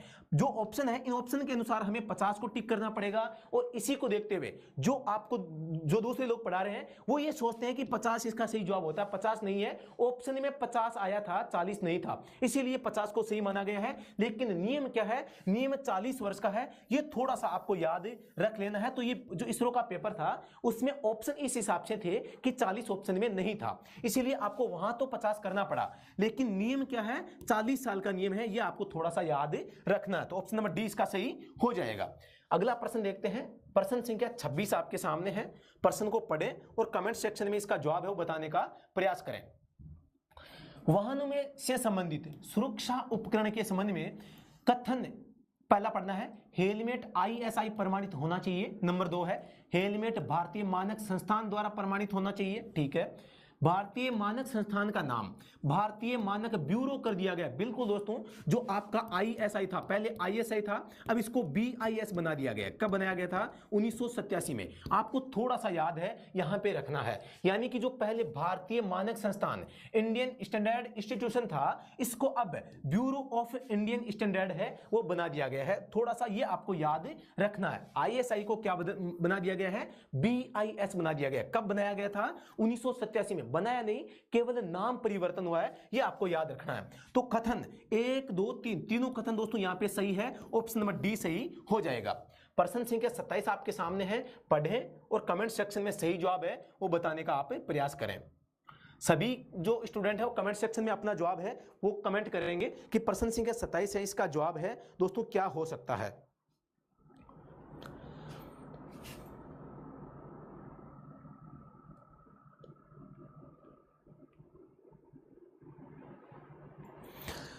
अमित जी, बिल्कुल अमित जी, पवनेश जी, मासूम जी डी, अमित जी बेनीवाल, विकी जी, मोहम्मद जी डी, सी। मतलब कि इसमें भी आप कंफ्यूज हो रहे हैं। एकदम सिंपल प्रश्न है। मोटर वाहन अधिनियम की धारा 177 के तहत इस अधिनियम के किसी नियम, विनियम, निर्देश, आदेश के उल्लंघन पर प्रथम बार में 500 रुपए का जुर्माना है, और दूसरी बार में आपको जुर्माना राशि दंड है वो बताना है कितना होता है। 500 का जुर्माना, 3 माह की कैद। गलत हो जाएगा, कैद का कोई प्रावधान नहीं है। धारा 177 सामान्य आप अपराध करते हैं उसके लिए होता है। 27 में डी, बी, मतलब कि आपको जो प्रावधान है, जो सेक्शन एंड पेनल्टीज है, इसकी पहली धारा है वो भी अभी तक आप नहीं याद कर पा रहे हैं, तो थोड़ा सा ये विचारणीय विषय है आपके लिए। जो इसका ऑप्शन नंबर डी बता रहे हैं वो बिल्कुल बधाई के पात्र है। आपकी तैयारी काफी अच्छी चल रही है, मैं मान सकता हूं। ऑप्शन नंबर बी है, 1000 रुपए जुर्माना, 3 माह के लिए लाइसेंस निलंबन, या दोनों। 1500 का जुर्माना, 3 माह लाइसेंस निलंबन, या दोनों। केवल 1500। दोस्तों सही क्या हो जाएगा? ऑप्शन नंबर डी, क्योंकि धारा 177, पहली बात तो इस प्रश्न से हमने ये सीखा कि ये है क्या। धारा 177 है कि नियम, विनियम, निर्देश, आदेश जो कि मोर्थ, ministry of road transport and highways के द्वारा जो जारी किए जाते हैं उनका हमें पालन करना चाहिए। अगर हम इनका पालन नहीं करते हैं तो धारा 177 के तहत, दोस्तों धारा 177 के तहत पहली बार में तो 500 का जुर्माना है, दूसरी बार में 1500 का जुर्माना यहां पे आपको देना पड़ता है। तो जिन्होंने बी बताया है वो गलत है, और जिन्होंने डी बताया है आप बधाई के पात्र हैं, आपने काफी अच्छा जवाब है यहां पे दिया है। तो ऑप्शन नंबर डी इसका सही जवाब हो जाएगा। प्रश्न संख्या आप 28 देखते हैं, चित्र भी आपको यहां पे दिख रहा है। कुछ स्टूडेंट तो ये पूछ रहे हैं कि सर यू टर्न का संकेत वर्ग में कैसे हो सकता है? यू टर्न का संकेत वर्ग में कैसे हो सकता है? ये एक सूचनात्मक संकेत होता है, मैं बता देता हूं। दोस्तों एक चीज आप बताओ, आप किसी रोड पे जा रहे हैं, सामने एक यू टर्न का संकेत आ गया है, आप कहते हैं कि ये एक आदेशात्मक संकेत होना चाहिए। इसका मतलब क्या हुआ? आप जा रहे हैं, यू टर्न का संकेत आ गया, इसका मतलब हुआ आदेशात्मक, मतलब आपको पालन करना पड़ेगा। क्या आप बिना मर्जी के यू टर्न ले लेंगे? नहीं लेंगे, मतलब कि आदेशात्मक तो नहीं हो सकता। यह आपको थोड़ा सा ध्यान रखना है। तो यहां पर किसमें होगा? ये वर्ग में बना हुआ है, मतलब कि सूचनात्मक संकेत है। केवल आपको सूचना देता है कि भैया यू टर्न आगे आ रहा है, आपकी मर्जी है तो यू टर्न ले लेना, अदरवाइज आप सीधे निकल सकते हैं। किसी सड़क पर जहां पर यू टर्न लेने की अनुमति होती है, या जहां से यू टर्न लिया जा सकता हो, या यू टर्न के लिए जगह होने का निर्देश हो, वहां पर यू टर्न का संकेत होता है। किसमें होता है? पहली बात तो ये चौकोर आकृति में आप इसे देख सकते हैं।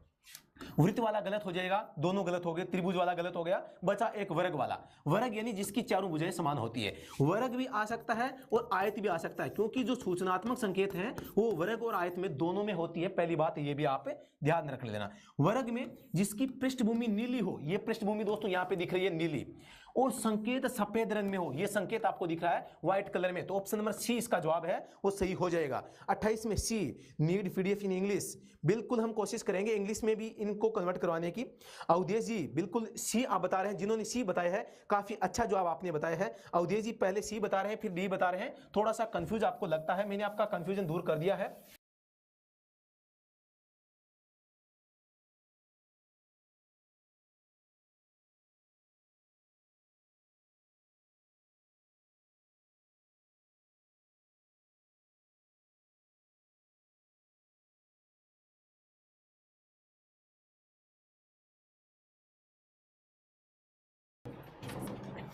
तो दोस्तों प्रश्न संख्या 28 आपको क्लियर हो चुका होगा। प्रश्न संख्या 29 आप देख, आपकी स्क्रीन पे है, इसको पढ़ें और इसका जो जवाब है कमेंट सेक्शन में पिन करने का आप प्रयास करें।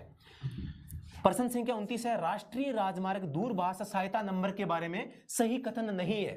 राष्ट्रीय राजमार्ग यानी कि एनएच की बात हुई, अभी पहले भी एक प्रश्न आया था और आपने उसमें इस प्रश्न का जवाब भी देखा था। राष्ट्रीय राजमार्ग सहायता नंबर 1039 डायल करना होता है, बताना दोस्तों आपको सही कथन नहीं है, मतलब कि गलत कथन कौन सा बताना है। यह दुर्घटना की स्थिति में एक सहायता नंबर है, ठीक है। राजमार्ग पर रुकावट आने पर संपर्क किया जा सकता है, ठीक है। इन नंबरों पर 24x7 कभी भी कॉल है वो किया जा सकता है। दोस्तों एनएच की जो हेल्पलाइन नंबर है वो दोस्तों 1039 नहीं 1033 होते हैं। ऑप्शन नंबर एक गया गलत हो जाएगा, और गलत ही इसमें पूछा है कि सही नहीं है, तो ऑप्शन नंबर एक इसको हमें टिक करते हैं। ए जिसने बताया है वो बधाई के पात्र है, बिल्कुल ए जिसने बताया है वो बधाई के पात्र है। प्रश्न संख्या हम 30 देखते हैं। प्रश्न संख्या 30, साथियों जो हम टेस्ट ले रहे हैं इस टेस्ट में सच में मजा आया था, जिसने भी ये टेस्ट लिया था उसको सच में ऐसा लगा था कि मैं कोई टेस्ट दे रहा हूं। बाकी हम अदरवाइज क्या करते हैं, किसी भी प्लेटफॉर्म देख लेना, आप टेस्ट देते हैं वो ज्यादातर प्रश्न रिपीट होते हैं और एकदम सिंपली प्रश्न होते हैं, या कुछ ऐसे टेक्निकल से टेस्ट को भर देते हैं। 50% आपके इसमें होते हैं, 50 में से आपको लगभग 30% टेक्निकल के देखने को मिलते हैं, क्योंकि उनके पास में प्रश्न होते नहीं है, पर्सन होते नहीं है, बनाए जाते हैं। और एसएससी ऐसा ही करेगी, एसएससी एक अच्छे स्टैंडर्ड का अच्छे लेवल का टेस्ट आपका लेगी, और जैसा कि हम यहाँ पे आपके सामने रख रहे हैं, तो बिल्कुल लगभग हमने एसएससी का पैटर्न जो है उसको फॉलो करने का प्रयास यहाँ पे किया है। आपको इस प्रश्न में यह बताना है कि मोटर वाहन संशोधन अधिनियम 2019 के अनुसार कौन सा शब्द नया नहीं जोड़ा गया है, यानी कि पहले से मौजूद है, ये बताना है आपको। चालक पुनश्चर्या प्रशिक्षण कार्यक्रम बिल्कुल जोड़ा गया है, समुदाय सेवा बिल्कुल जोड़ा गया है, समूह ये भी जोड़ा गया है। इसे एग्रीगेटर कहते हैं। एग्रीगेटर यानी जो इसे ओला कैब है, ओला कैब का जो मालिक होता है या ओला कैब का जो संचालन करता है उसे हम एग्रीगेटर कहते हैं। प्रश्न संख्या 30 में दोस्तों जिन्होंने सी बताया है बिल्कुल आप बधाई के पात्र हैं।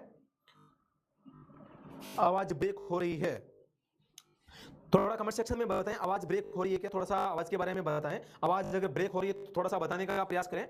तो इसमें असक्त वाहन हो जाएगा, ऑप्शन नंबर सी इसका सही जवाब हो जाएगा। क्या हो जाएगा, ऑप्शन नंबर जो सी है दोस्तों सही हो जाएगा, क्योंकि असक्त को क्या कहते हैं, इनवैलिड भी कह सकते हैं, इनवैलिड भी कह सकते हैं, यानी कि जो आपका जो विकलांग व्यक्ति होते हैं, विकलांग।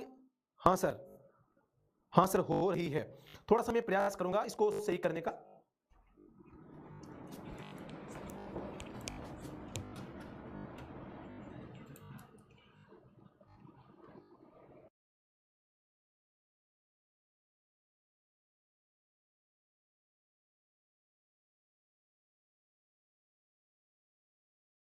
आप बताने का प्रयास करें, आवाज में कोई दिक्कत आ रही है क्या, आवाज में कोई दिक्कत है तो थोड़ा बताएं।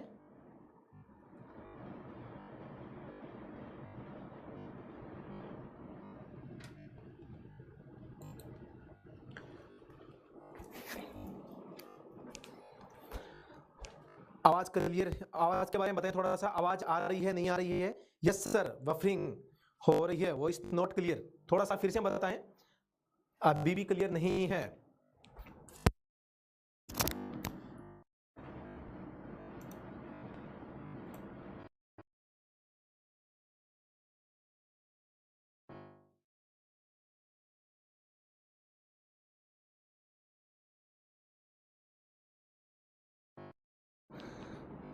थोड़ा सा एक बार फिर से अब बताने का प्रयास करेंगे कि वॉइस क्लियर आ रही है नहीं आ रही है। बफिंग के बारे में, वॉइस के बारे में थोड़ा सा बताएंगे। ब्रेक हो रही है, अब थोड़ा सा बताएंगे। मेरे हिसाब से आवाज आ रही है। तो अशक्त गाड़ी, विकलांग व्यक्तियों के लिए जो गाड़ी होती है उसे अशक्त गाड़ी कहते हैं। वॉइस नोट क्लियर, थोड़ा सा एक बार फिर से बताने का प्रयास करें। अब ठीक है सर, बिल्कुल क्लियर है, ओके है। अशक्त गाड़ी को क्या कहते हैं?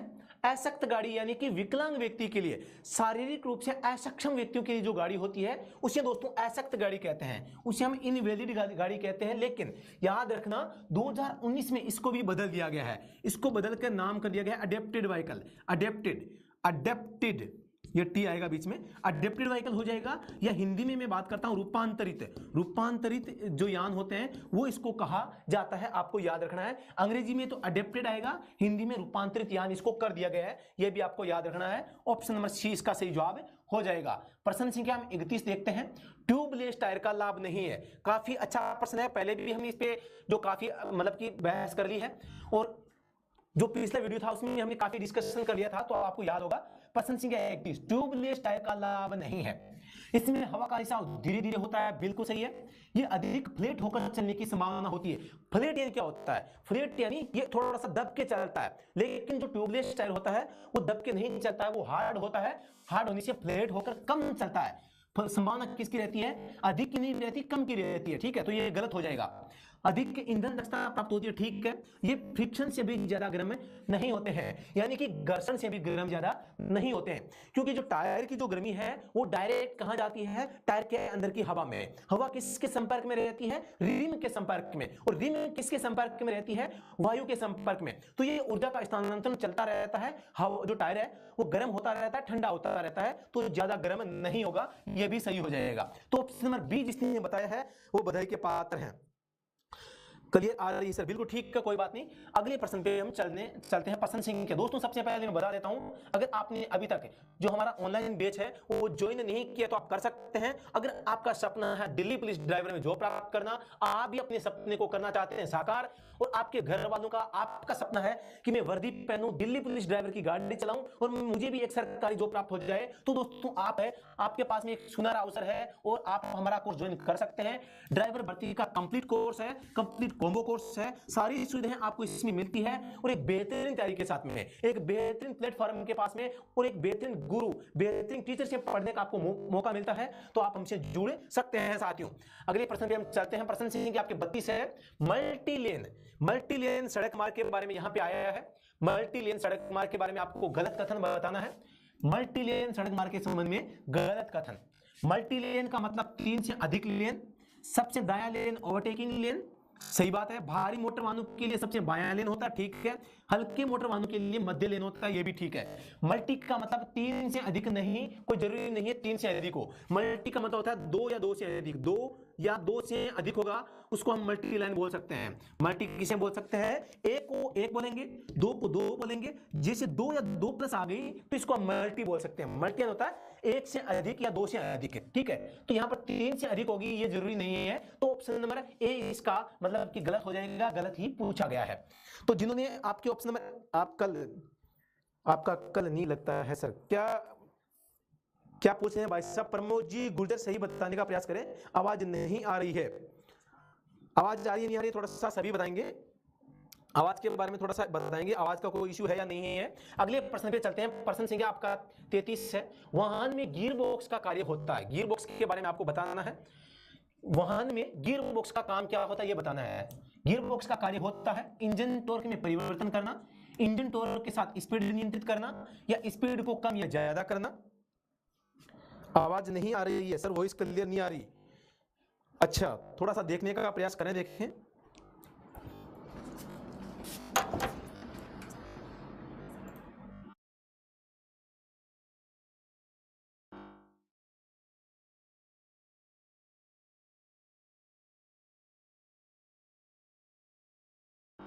एक बार फिर से मुझे बताने का प्रयास करें कि वॉइस क्लियर आ रही है नहीं आ रही है। आपका कॉल नहीं लगता? अच्छा, कॉल नहीं लगता, बिल्कुल लगता है, आप प्रयास करना, कॉल लग जाएगा। तो ऑप्शन नंबर सी है निम्न टॉर्क के साथ स्पीड नियंत्रित करना या स्पीड को कम या ज्यादा करना। आवाज के बारे में बताएं थोड़ा सा। ओके, आवाज के बारे में बता देना फिर से एक बार थोड़ा सा। उचित टॉर्क के साथ स्पीड नियंत्रित करना या स्पीड को कम या ज्यादा करना। तो ऑप्शन नंबर डी इसका सही हो जाएगा। उचित शब्द आ गया है। गाड़ी में जो गियर का काम होता है उचित टॉर्क के अनुसार, गाड़ी का गियर का काम यही है कि जब जितना टॉर्क चाहिए, जब जितनी शक्ति चाहिए, उसी के अनुसार उसको कन्वर्ट करना, यानी उचित टॉर्क के साथ स्पीड नियंत्रित करना या स्पीड को कम या ज्यादा करना। ऑप्शन नंबर डी सही है, वो हो जाएगा। आवाज कम है, आवाज सही है सर जी, ठीक है। अगले प्रश्न पे चलता हूं। प्रश्न संख्या 34 आपके सामने है। एकल मार्ग के रूप में, बहुत अच्छा जवाब है ये जिसने बता दिया साथियों, आप बधाई के पात्र होंगे और मैं आपको सैल्यूट करूंगा सच में। ये जिसने बता दिया, हाँ बधाई के पात्र हैं, आपका सिलेक्शन पक्का होगा। एकल मार्ग के रूप में निर्दिष्ट किसी मार्ग पर खालिस्तान के संबंध में सही कथन बताओ। सही कथन बताना है। एकल मार्ग का मतलब क्या होता है, यानी कि एक तो होता है एरो का निशान, काट दिया, नो एंट्री। एक होता है गया, आया, एक को काटा, यानी एक तरफा रास्ता। एकल मार्ग केवल एक साइड में जाने की आवश्यकता होती है। पहली बात तो ये समझ लेना आप। इसमें जिसने, अरे वाह, ये किसने बता दिया, सी। जो सी बता रहे हैं, सतुरान जी, अमीन जी, मोहम्मद जी, साहिल जी, बिल्कुल बिल्कुल बहुत अच्छा जवाब दे रहे हैं। अमित जी, विशाल जी, दैया जी, विशाल जी, मानसून जी, संजीव जी, बिल्कुल बहुत शानदार जवाब। जिसने सी बताया है बधाई का पात्र है। सामने से वाहन आने पर हेडलाइट, क्या भैया एकल मार्ग पे सामने से वाहन आता है क्या? नहीं आता, गलत हो जाएगा। ओवरटेकिंग निषिद्ध, दोस्तों ओवरटेकिंग निषिद्ध होता है। आपको क्या बताना है यहाँ पे, ओवरटेकिंग निषिद्ध यानी मना होता है। तो एकल मार्ग है, एक साइड में गाड़ियां जा रही है, एक आगे तांगा गाड़ी आ गई, आगे कोई छोटी गाड़ी चल रही है 30 की स्पीड से, अब क्या उसके पीछे पीछे चलेंगे? मतलब ओवरटेक कर सकते हैं, निषिद्ध नहीं होता, ये भी गलत हो जाएगा।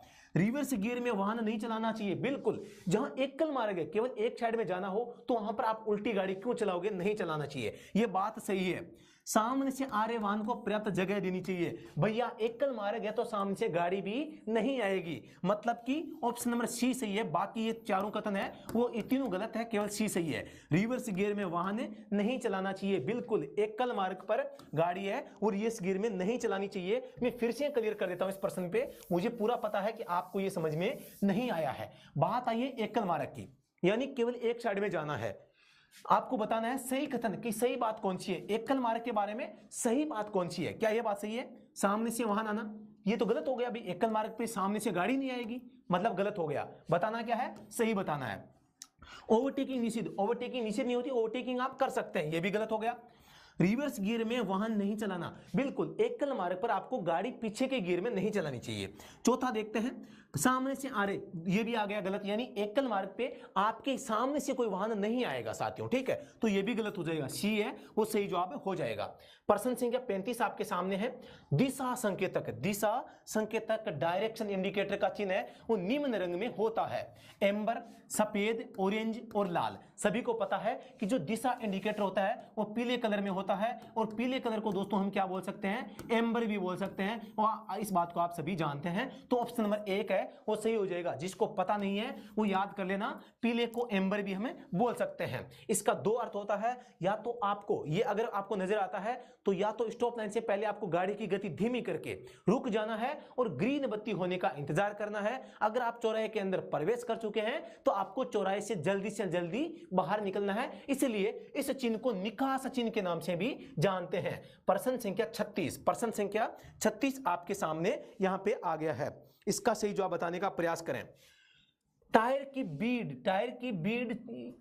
की चौड़ाई होती है, टायर की चौड़ाई होती है बीड से बीड के मध्य, शोल्डर से शोल्डर के मध्य, बीड से शोल्डर के मध्य, थ्रेड से थ्रेड के मध्य। साथियों ये आपके सामने टायर है। टायर के अंदर जो दोस्तों यहाँ पे जो देखो ये आपका डिजाइन बना भाग है, ये डिजाइन बना भाग है साथियों। ये क्या है, ये आपकी थ्रेड है, ये आपका शोल्डर, यहां से यहां तक का शोल्डर है। क्या है, शोल्डर यानी कंधा। अभी हमने ट्यूबलेस टायर में बताया था कि फ्लैट होकर चलता है, जो टायर फ्लैट होगा यही शोल्डर वाला भाग है, ये दोस्तों चिपक जाएगा, ऐसे दब जाएगा। लेकिन ट्यूबलेस टायर का ये भाग दबता नहीं है, क्योंकि ट्यूबलेस टायर थोड़ा सा हार्ड होता है, इसलिए वो फ्लैट कम होकर चलता है, ज्यादा होकर नहीं चलता। तो ये शोल्डर यहां से यहां तक हो गया, इधर भी यहां से यहां तक हो गया। तो पूछिए टायर की चौड़ाई, टायर की चौड़ाई का क्या हो जाएगी, शोल्डर से शोल्डर के मध्य में। ऑप्शन बी आपने बताया है तो आप बधाई के पात्र है। वो इसमें प्रॉब्लम है, थोड़ा सा सही बताने का प्रयास करें, वो इस क्लियर नहीं आ रही है, आवाज ब्रेक हो रही है। थोड़ा सा कंटिन्यू मुझे बताने का प्रयास करना, इसको थोड़ा सा सही कर रहा हूं, देखें।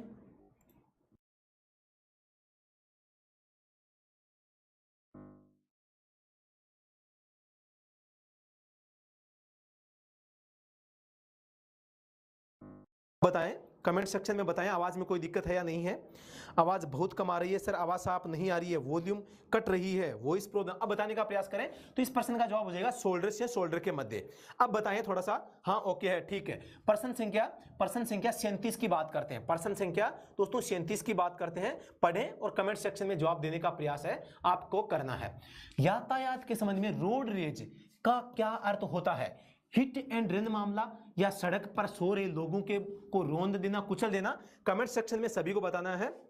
यात्रियों द्वारा हिंसक प्रदर्शन, यातायात में सड़क और पर चालकों द्वारा हिंसक प्रदर्शन, टक्कर मारने के बाद गाली गलौज करना या प्रदर्शन करना। सही जवाब क्या हो जाएगा? 37 का सी, बिल्कुल 37 का सी साथियों, बिल्कुल सही जवाब बताया। दिवाकर जी, मोहित जी, रोहित जी, विशाल जी, मंजी जी, तानिया, जितेंद्र, विशाल, मिस पूजा, बिल्कुल। हेलो गाइज, बिल्कुल सभी का वेलकम है, सभी का स्वागत है। राहुल जी, बी दैया जी, सभी का, मोनू जी, बिल्कुल सी है। यातायात पे जो चालक होते हैं, रोड रेज किसे कहते हैं? रोड रेज किसे कहते हैं? ये पंजाब का एक प्रकरण था। तो यहां पर आपके सिद्धू जी भैया को 1 साल की जेल हो चुकी थी, आपको याद है, वो रखना है। आप भी कभी किसी के मुक्का मत मार देना। सिद्धू जी ने वो पंजाबी स्टाइल से एक मुक्का मारा था मुंह पे और वो व्यक्ति टाइम टाइम फीस यानी कि मृत्यु हो चुकी थी। तो आपको ऐसा नहीं करना है, नहीं तो आपकी भैंस पानी में जा सकती है। तो यहां पर याद रखना है, प्रश्न संख्या 37 का सी हो जाएगा। रोड रेज का मतलब चालक है, बदमाशी करेगा। आप भी चालक है, आपके पास में हेवी लाइट, तब भी आप तैयारी कर रहे हैं। सिद्धू जी इसी केस में अंदर है, जेल के अंदर। बिल्कुल बिल्कुल मंजीत खोकर जी, बिल्कुल आपका सही जवाब है। प्रश्न संख्या 38 देखते हैं। क्षमता परीक्षण, बहुत अच्छा प्रश्न है। इस प्रश्न का सभी जवाब बताने का प्रयास करेंगे कि सही जवाब क्या है। क्षमता परीक्षण या नया ड्राइविंग लाइसेंस या रिन्यू टेस्ट के लिए निम्न में से कौन प्राधिकृत अधिकारी होता है? पंजीयन अधिकारी, लाइसेंसिंग प्राधिकारी, लाइसेंस अधिकारी और पंजीयन प्राधिकारी। सही जवाब बताने का प्रयास करें। आवाज आ रही है सर, आवाज आ रही है सर, ठीक है, बिल्कुल।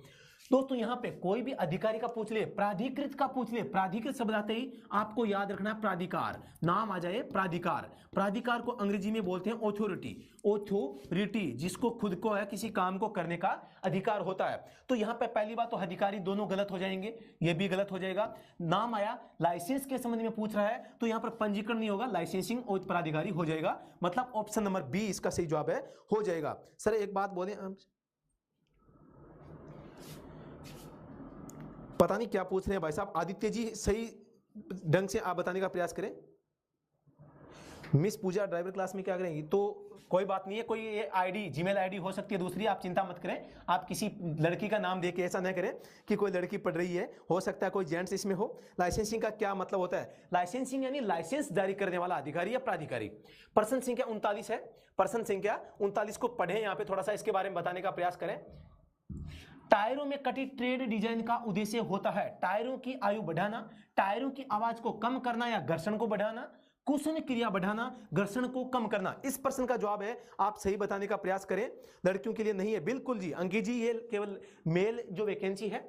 टायरों में कटी ट्रेड डिजाइन का जो डिजाइन बना भाग होता है उसका काम क्या होता है? अब कुछ लोग कहते हैं घर्षण बढ़ाना यानी कि टायर का घिसना। टायर, अब टायर घिसेगा तो आप कहते हैं ये तो सर उल्टा हो गया, टायर को घिसने के लिए थोड़ी बनाया जाता है। लेकिन मैं बता देता हूं, टायर को रबड़ का क्यों बनाया जाता है? घिसने के लिए, मतलब घर्षण को बढ़ाने के लिए। अब एक प्रश्न आया था कि टायर का रंग काला क्यों होता है? टायर का रंग काला क्यों होता है? आप कमेंट सेक्शन में बता देंगे। टायर का रंग काला क्यों होता है ये बता दें आप। काला ही क्यों होता है, भूरा, लाल वगैरह या सफेद क्यों नहीं होता? तो टायर में जो डिजाइन बनी होती है वो किसके लिए होती है? आवाज को कम करने। टायर जब चलता है, तेजी से चलता है, वातावरण में वायु है, पानी है, जो और भी है, तो ये टायर के नीचे दबेंगे तो उनको कहीं ना कहीं भागना पड़ेगा। अगर टायर फ्लैट होता तो उसके नीचे दब जाती, मतलब आवाज करती। लेकिन इसमें हमने डिजाइन बना दी ताकि जो दबेगी वो भी वहां से निकल जाएगी, मतलब कि आवाज को कम करना और घर्षण को बढ़ाना। बिल्कुल, घर्षण को बढ़ाना टायर का पहला काम है। घर्षण नहीं होगा तो गाड़ी ब्रेक लगाने पर भी रुकेगी नहीं और आप कहीं ना कहीं ठोक दोगे। ठीक है, तो इस प्रश्न का जवाब क्या हो जाएगा? ऑप्शन नंबर बी, टायर की आवाज को कम करना या घर्षण को बढ़ाना। आप सभी ने वो सही जवाब दिया होगा, मैं पूरी आशा है वो करता हूं। कार्बन के कारण काला, बिल्कुल मोहित जी दहिया, बिल्कुल विनय कुमार जी, बिल्कुल आपका सही जवाब है। मिस पूजा है, मिस पूजा है ही, हाय, उसमें सल्फर मिला होने से वो काला होता है। बिल्कुल, उसमें कार्बन को क्यों मिलाया जाता है? ताकि वो रबड़ कठोर हो जाए, मजबूत हो जाए, आसानी से घिसे नहीं, आसानी से घिसे नहीं, इसके लिए कार्बन का प्रयोग किया जाता है ताकि लंबे समय तक है वो चल सके। प्रश्न संख्या 40 को पढ़ें और इसका जवाब कमेंट सेक्शन में बताने का प्रयास करें। साथियों, बहुत शानदार टेस्ट आपके सामने आया है। आपको इस टेस्ट को देखकर लगता होगा कितना अच्छा टेस्ट यहां पर है वो लिया गया है। वाहन इंजन के संबंध में गलत कथन चुने। पिस्टन सिलेंडर बोर के अंदर वृत्तीय गति करता है, पिस्टन की बात आई है, और गोल वृत्तीय यानी गोल गति करता है, ये तो गलत हो जाएगा। पूछा क्या है? गलत कथन पूछा है, ऑप्शन नंबर 1 ही गलत हो जाएगा। आगे बाकी देख लेते हैं। पिस्टन पर आई होल में रिस्ट पिन को दोस्तों गजन पिन या पिस्टन पिन के नाम से भी जाना जाता है, तो ये भी सही है। CI यानी कंप्रेशन इग्निशन यानी पेट्रोल इंजन की बात हो रही है, में केवल हवा का कंप्रेशन होता है, बिल्कुल सही बात है। CI इंजन कास्ट आयरन के और मजबूत बने होते हैं, बिल्कुल दोस्तों। बात आ जाए डीजल की, बात आ जाए पेट्रोल की, तो दोनों में कास्ट आयरन नहीं होता, याद रख लेना दोस्तों। यहां पर क्या होता है सर, टाइम का मिला टेस्ट में, बिल्कुल थोड़ा सा ये टेक्निकल इशू आ गया था, हमने शुरू में टाइम केवल 20 मिनट मिला था, इसके लिए हम माफी चाहेंगे, आगे से ऐसी गलती नहीं होगी। तो दोस्तों यहां पर मैं बता देना चाहता हूं, जो यहां पे जो आपका डीजल इंजन होता है उसको मजबूत बनाया जाता है, क्योंकि वो कंप्रेशन के सिद्धांत पे काम करता है, इसीलिए वो कास्ट आयरन का मजबूत बनाया जाता है। उसके दूसरी ओर पेट्रोल जो इंजन होता है उसमें कंप्रेशन तो होता नहीं है, तो इसलिए वो मजबूत बनाना आवश्यक नहीं है इसके लिए। तो ऑप्शन नंबर जो इसमें है वो ए सही हो जाएगा। अगले प्रश्न पे मैं चलता हूं। प्रश्न संख्या 41 आपके सामने है। चार स्ट्रोक इंजन के कार्य करने के सिद्धांत के संबंध में आपको कौन सा कथन सही नहीं है बताना है। पेट्रोल इंजन में पहले स्ट्रोक में हवा पेट्रोल का कंप्रेशन, दोस्तों पहला स्ट्रोक कंप्रेशन कहां से आ गया? कंप्रेशन तो दूसरा स्ट्रोक है, ठीक है, तो ये गलत हो जाएगा। ऑप्शन नंबर ए है, इसका सही जवाब है हो जाएगा। डीजल इंजन में पहले स्ट्रोक में केवल हवा, बिल्कुल सही है। पेट्रोल इंजन में पावर स्ट्रोक में स्पार्क प्लग अपना काम करता है, ठीक है। डीजल इंजन में पावर स्ट्रोक में डीजल फ्यूल इंजेक्ट होता है, ये भी ठीक है। तो ऑप्शन नंबर 1 इसका सही जवाब हो जाएगा। प्रश्न संख्या 42 आप देखते हैं। दोस्तों आपने अभी तक अगर ऑनलाइन कोर्स परचेज नहीं किया है, हम ऑनलाइन एप्लीकेशन के माध्यम से, हमारा एक मोबाइल एप्लीकेशन है स्टडी एट होम, आप उसको डाउनलोड करके दोस्तों हमारा ऑनलाइन बेच है वो ज्वाइन कर सकते हैं, और अच्छी तैयारी है वो दिल्ली पुलिस ड्राइवर की है वो कर सकते हैं। मात्र दोस्तों अभी 399 में ऑफर में है, 1999 रुपए इसकी ओरिजिनल प्राइस है, 399 में आ रहा है, तो तुरंत आप इसे ज्वाइन कर सकते हैं। तो अगले प्रश्न पे चलते हैं। प्रश्न संख्या 42। पेट्रोल इंजन के प्रदूषण का प्रमुख स्रोत, इसके अंदर प्रयोग किया जाने वाला खालिस्तान होता है। अब वो क्या होता है आपको बता देना है कमेंट सेक्शन में। अब क्या गजब आ रही है, अजीब क्या गजब। खिमाराम जी पारमर क्या बताना चाह रहे हैं, थोड़ा सा बताने का प्रयास करें। सर आवाज, सर जी टेक्निक का पार्ट ज्यादा भारी लगता है, सो आसान बनाने के लिए क्या करें, कुछ बताएं सर। आप हमसे जुड़ सकते हैं, हमने एकदम इसको तहस नहस करके इतना अच्छी तरीके से पढ़ाया है आपको पहली बार में दोस्तों। हाँ बिल्कुल चुन चुन कर रही है। अच्छा, समझ में नहीं आएगा जब आप वॉइस ठीक करेंगे।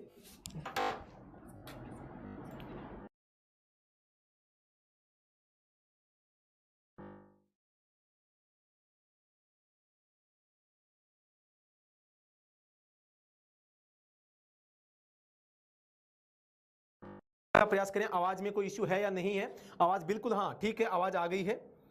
सर जी सी है इसका आंसर, बिल्कुल। इसमें देखना है हमें क्या है, पेट्रोल इंजन में प्रदूषण का प्रमुख स्रोत, इसके अंदर प्रयोग किया जाने वाला क्या है खालिस्तान में? Nitrous oxide, carbon dioxide, carbon monoxide, lead oxide. दोस्तों पेट्रोल के अंदर लेड ऑक्साइड मिलाया जाता है ताकि वो आसानी से जल जाए। दोस्तों आसानी से जलने के लिए लेड ऑक्साइड का प्रयोग किया जाता है। ऑप्शन नंबर डी इसमें सही हो जाएगा। कार्बन मोनोऑक्साइड दोस्तों यहां पे प्रदूषण का प्रमुख स्रोत है, इसके अंदर प्रयोग किया जाने वाला। दोस्तों प्रदूषित गैस नहीं पूछी है, प्रदूषण जो होता है वो किस गैस के कारण होता है, पेट्रोल में ऐसा क्या होता है जिस कारण से प्रदूषण फैलता है वो पूछा गया है। तो पेट्रोल के अंदर हम लेड ऑक्साइड को काम में लेते हैं, पेट्रोल के अंदर लेड ऑक्साइड को मिलाते हैं, यानी शीशा, लेड यानी शीशा, हम शीशे को इसके अंदर मिलाते हैं जिस कारण से ज्यादा प्रदूषण होता है। और अब वर्तमान में हमने साथियों क्या कर दिया है,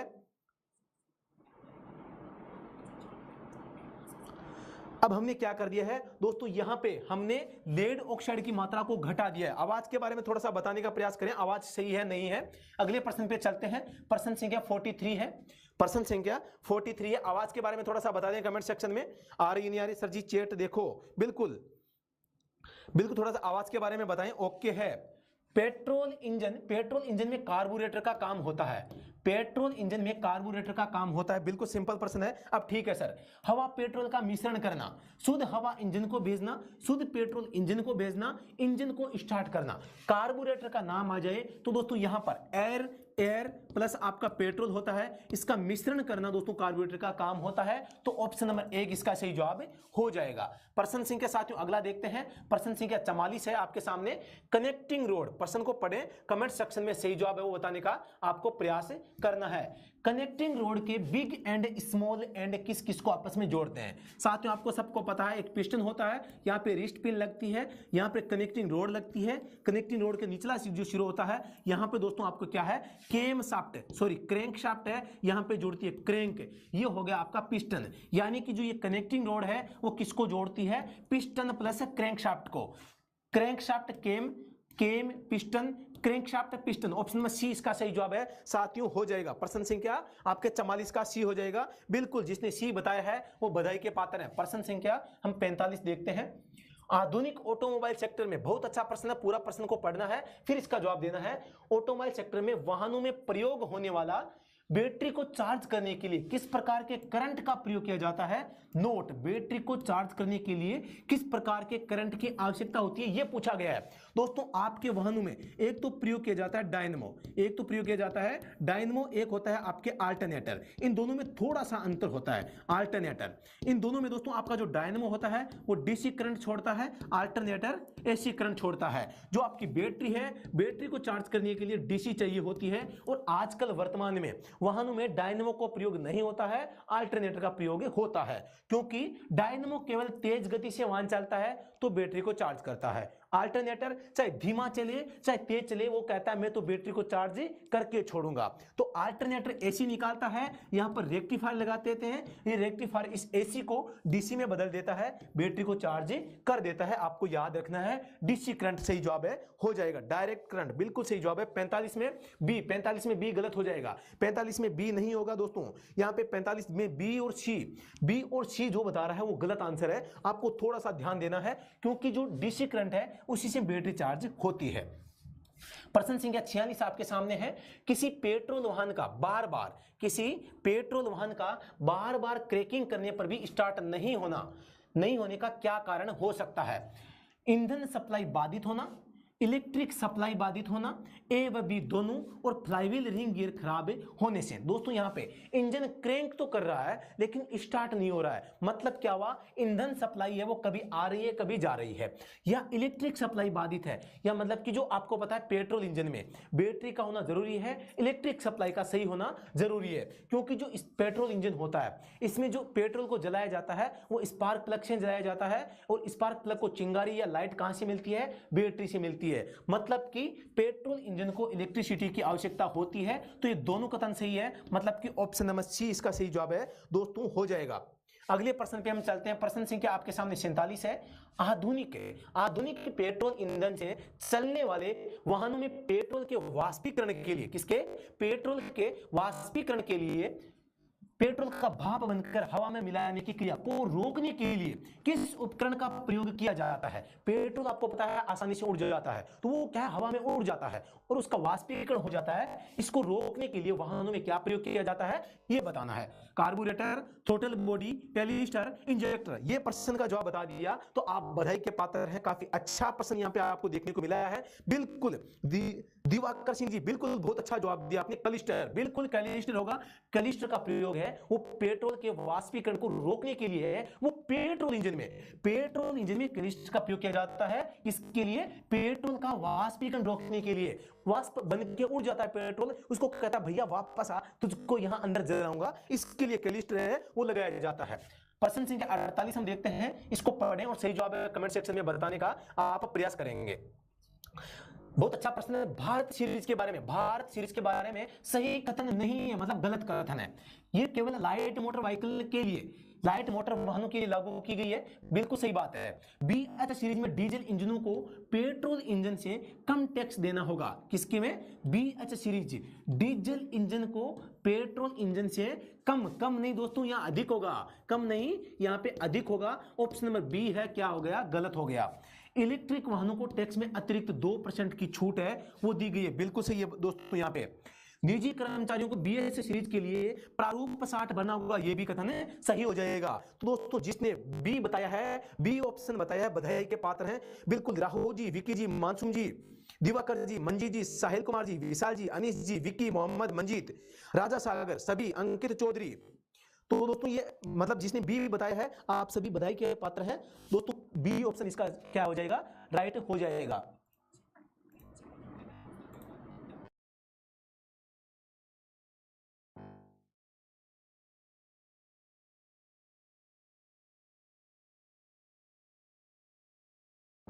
बस आ चुकी है। बिल्कुल आवाज में कोई दिक्कत नहीं है, कमेंट सेक्शन में बताने का प्रयास करें आवाज आ रही है नहीं आ रही है। आवाज के बारे में बताएं। प्रश्न संख्या आपके पास में 49 है, आपके सामने पढ़ें और सही जवाब है कमेंट सेक्शन में बताने का प्रयास है आप करेंगे। कमेंट सेक्शन में बताएं आवाज में कोई इश्यू है या नहीं है, आवाज क्लियर आ रही है नहीं आ रही है। प्रदूषण के संबंध में प्राथमिक प्रदूषक नहीं है। प्रदूषण के संबंध में प्राथमिक प्रदूषक यानी कि जो डायरेक्ट जो वातावरण में गैसें होती है, जो डायरेक्ट वातावरण से जो गैसें उत्पन्न होती है उनको प्राथमिक प्रदूषक कहते हैं। जो रासायनिक क्रिया के माध्यम से दो गैसें या दो तत्व आपस में मिलके को रासायनिक अभिक्रिया करके फिर अगर तीसरी गैस का निर्माण करते हैं वो द्वितीयक प्रदूषक कहलाती है। तो CO2, CO, NO, O3 दोस्तों यहाँ पे ओजोन गैस O3 यानी ओजोन, ये ओजोन है दोस्तों, द्वितीयक गैस है, प्राथमिक नहीं है। तो आपको याद है वो थोड़ा सा रखना है, ओजोन एक द्वितीयक गैस है, बाकी जो तीनों है आपके प्राथमिक गैसें होती है साथियों। तो ऑप्शन नंबर डी इसका सही जवाब है हो जाएगा। आवाज के बारे में थोड़ा सा बता सकते हैं मुझे आप, आवाज क्लियर आ रही है नहीं आ रही है? ओके बाय मास्टर जी साहब जी। लास्ट प्रश्न दोस्तों यहाँ पे आज का प्रश्न संख्या 50, प्रश्न संख्या 50 आपके सामने है, आप देख सकते हैं। आप किसी यात्रा पे जा रहे हैं, कितना अच्छा प्रश्न है, आप सभी हंसेंगे, मजा आएगा और बहुत अच्छा प्रश्न है। इसका अगर सही जवाब दे दिया साथियों आप सभी बधाई के पात्र हैं, आपका सिलेक्शन कोई नहीं रोक पाएगा। आप किसी यात्रा पर जा रहे हैं, सामने से राजसर की गाड़ी आ रही है, राजसर की गाड़ी से आपकी टांग टूट जाती है, राजसर के ड्राइवर के पास खुद का लाइसेंस नहीं है, लाइसेंस नहीं है लेकिन बीमा करवा रखा है। अब बताओ क्लेम के संबंध में सही कथन कौन सा होगा? क्लेम के संबंध में राजसर 2.5 लाख रुपए देंगे, चालक के पास लाइसेंस नहीं था इसलिए ड्राइवर 2.5 लाख देगा, बीमा कंपनी 2.5 लाख देगी, उपरोक्त सभी मिलकर देंगे। तो दोस्तों इस प्रश्न का जवाब क्या हो जाएगा? 50 का CBA। आपके नंबर बताइए सर। बिल्कुल मेरे नंबर आपको यहां पे लिख देता हूं 8764188848। दोस्तों इस प्रश्न का जवाब मैं बात करता हूं, अगर बीमा कंपनी क्लेम कब करती है? जब गाड़ी में जो ड्राइवर है उसका लाइसेंस हो और बीमा का गाड़ी का बीमा करवा रखा हो, तभी बीमा कंपनी है वो क्लेम करती है। अगर लाइसेंस नहीं है या बीमा नहीं है तो बीमा कंपनी क्लेम नहीं करेगी। तो अगर इसमें ड्राइवर के पास में लाइसेंस नहीं है तो फिर राज सर को यहां पे 2.5 लाख रुपए वो देने पड़ेंगे। केवल टांग टूटी है, टांग टूटने पर क्या हो जाएगा? राज सर को 2.5 लाख देने पड़ेंगे। अगर मृत्यु हो जाती तो दोस्तों 5 लाख रुपए का यहां पे वो क्लेम होता। धारा कौन सी है कमेंट सेक्शन में छाप दें। इस जो ये प्रश्न है इसका उल्लेख कौन सी धारा में किया गया है? आज अभी मैंने बताया था धारा 161 व धारा 164 में अंतर। ये धारा 164 वाली बात है साथियों, क्योंकि इसमें हिट एंड रन का मामला नहीं आया है। हिट एंड रन में गाड़ी वाला गायब हो जाता है, हिट एंड रन में क्या है? गायब हो गया मतलब 161, गायब नहीं हुआ मतलब कि 164। ये दोस्तों थोड़ा सा अंतर करना है। दोस्तों अगर आप दिल्ली पुलिस ड्राइवर की तैयारी करना चाहते हैं, आपका सपना है दिल्ली पुलिस ड्राइवर में जॉब प्राप्त करना, तो दोस्तों आज हमारा जो ऑनलाइन बैच है वो दोस्तों ज्वाइन है वो कर सकते हैं। ऑनलाइन बैच ज्वाइन करके दोस्तों जो सबसे बेहतरीन तैयारी है वो आप कर सकते हैं। सबसे बेहतरीन बैच, सबसे अच्छा पेपर, आज का पेपर का विश्लेषण आपके इस टाइप से करते हैं। आप इसके बारे में अपनी जो राय है वो मुझे दे सकते हैं। खोपड़ी में छेद कर दिया या सर? बिल्कुल विशाल जी, बिल्कुल कोई भी दिक्कत आज की इस पेपर से संबंधित है मुझे बता सकते हैं। और दोस्तों अभी तक अगर आपने मेंटेनेंस क्वेश्चंस क्लास भी लेकर आया करो। बिल्कुल जो हमारा एप्लीकेशन है ऑनलाइन बैच है, इस बैच में दोस्तों हमारा जो कोर्स है वो चल रहा है लगातार। टेक्निकल की जो क्लासें हैं हम ले रहे हैं। टेक्निकल की खोपड़ी में छेद हमने ऐप के अंदर जो ऑनलाइन कोर्स है उसमें कर दिया है दोस्तों। वहां पे आपको लगभग कितनी क्लासें हैं? लगभग यहाँ पे 72 क्लासें हो चुकी है और सबसे शानदार क्लासें 72 क्लासें ड्राइवर के इतिहास में सबसे बेहतरीन तैयारी है। साथियों हम करवा रहे हैं, किसी भी प्रकार की कोई भी आपको समस्या होती है तो आप हमसे संपर्क कर सकते हैं साथियों, और आपकी जो तैयारी है उसको 4 चांद लगा सकते हैं और सिलेक्शन की संभावना को बढ़ा सकते हैं। नंबर आपको स्क्रीन पे दिखाई दे रहे हैं, उस ऐप का लिंक आपको डिस्क्रिप्शन में मिल जाएगा, वहां से ऐप का लिंक प्राप्त कर सकते हैं। कोई भी समस्या है, नंबर आपके सामने है 8764188848। दोस्तों ये नंबर आपको दिख रहे होंगे, इन नंबरों पे आप संपर्क कर सकते हैं। नहीं दिख रहे हैं तो 8764188848 इन नंबरों पे फोन करके या मैसेज करके सूचना दे सकते हैं। तो दोस्तों आज की क्लास को यहीं पर हम समाप्त करते हैं। फिर से मिलेंगे नेक्स्ट क्लास में इसी भी प्रकार का बेहतर एक आपके सामने प्लेटफॉर्म के माध्यम से एक बेहतरीन टेस्ट लेकर। हर संडे को हमारा एक टेस्ट होता है। सर मैंने आपकी बुक खरीदी है, उसके अंदर आपने बढ़िया कंटेंट डाला, धन्यवाद सर। बिल्कुल मंजीत खोकर जी, बिल्कुल बहुत अच्छी हमारी बुक है, वो हमने तैयार की है। आप भी बुक को ले सकते हैं। अगर आप कोर्स लेते हैं तो ये बुक आपको फ्री में मिलती है। सर ले रखा है आपका कोर्स, बिल्कुल आप बधाई के पात्र, आपको खुद को पता होगा कि कितना मजा आ रहा है। सर मैंने आपकी बुक खरीदी है, उसके अंदर बढ़िया कंटेंट है, बहुत बिल्कुल बहुत अच्छा कंटेंट हमने देने का प्रयास किया है। वो सबसे बेहतरीन ड्राइवर के इतिहास में सबसे बेहतरीन बुक है। अगर आपने अभी तक उसको नहीं लिया है तो आप ले सकते हैं साथियों। वो टेलीग्राम चैनल पे भी आपको है वो प्रोवाइड होती है, तो आप वहां जाके भी दोस्तों यहाँ पे उसको ले सकते हैं। इसके अलावा दोस्तों साथियों में बता देता हूं, एक हमारा टेलीग्राम चैनल भी है, उसको भी आप ज्वाइन कर सकते हैं। टेलीग्राम चैनल है वो आप यहां पे देख सकते हैं। टेलीग्राम पर हम फ्री क्विज है वो दोस्तों लेते हैं। आपके सामने में थोड़ा सा टेलीग्राम चैनल है वो दिखाने का प्रयास करूंगा। टेलीग्राम चैनल पे आपको क्विज देखने को मिलती है, हम जो डेली क्विज देते हैं वो क्विज आपको, ये रहा हमारा जो टेलीग्राम चैनल है, दिल्ली पुलिस ड्राइवर के नाम से जो चैनल है वो है Delhi police driver study at home नाम से है, और इसमें आप देख सकते हैं तो सबसे बेहतरीन तैयारी है। हम क्विज के माध्यम से भी करवाते हैं। आप देख रहे होंगे यहाँ पे ये जो क्विज आप देख सकते हैं, हम डेली यहाँ पे क्विज लेते हैं, तो आप इसको ज्वाइन कर सकते हैं। इसका लिंक कमेंट सेक्शन में मिल जाएगा। साथियों अभी आज हमने जो पहले प्रश्न पूछे थे वो मैं आपको बता देता हूं कि लोग तैयारी किस टाइप से कर रहे हैं और कितनी तैयारी उनकी है। ये प्रश्न मैंने पूछा था, आप यहाँ पे देख सकते हैं इसको, ये देखो आप यहाँ पर प्रश्न, इसको पढ़ने का प्रयास करना। आज का हमारा लास्ट का प्रश्न रहेगा, नरेंद्र मोदी जी लाइसेंसधारी और बीमा युक्त अपनी कार से दिल्ली जा रहे थे, रास्ते में मोदी जी की गाड़ी से राजसर की टांग टूट गई है। अब इसमें कितना रुपए का भुगतान मोदी जी को करना पड़ेगा? क्विज 132 है। अब इसमें देखें आप कि इसका ऑप्शन नंबर जो सही जवाब है वो आपको कमेंट सेक्शन में बताना है। तो आप इस प्रकार की क्विज अगर ज्वाइन करना चाहते हैं तो आप हमारा टेलीग्राम चैनल भी ज्वाइन है वो दोस्तों कर सकते हैं। तो दोस्तों अभी के लिए इतना ही, फिर से मिलते हैं नेक्स्ट वीडियो में। तब तक के लिए धन्यवाद। जय हिंद, जय भारत।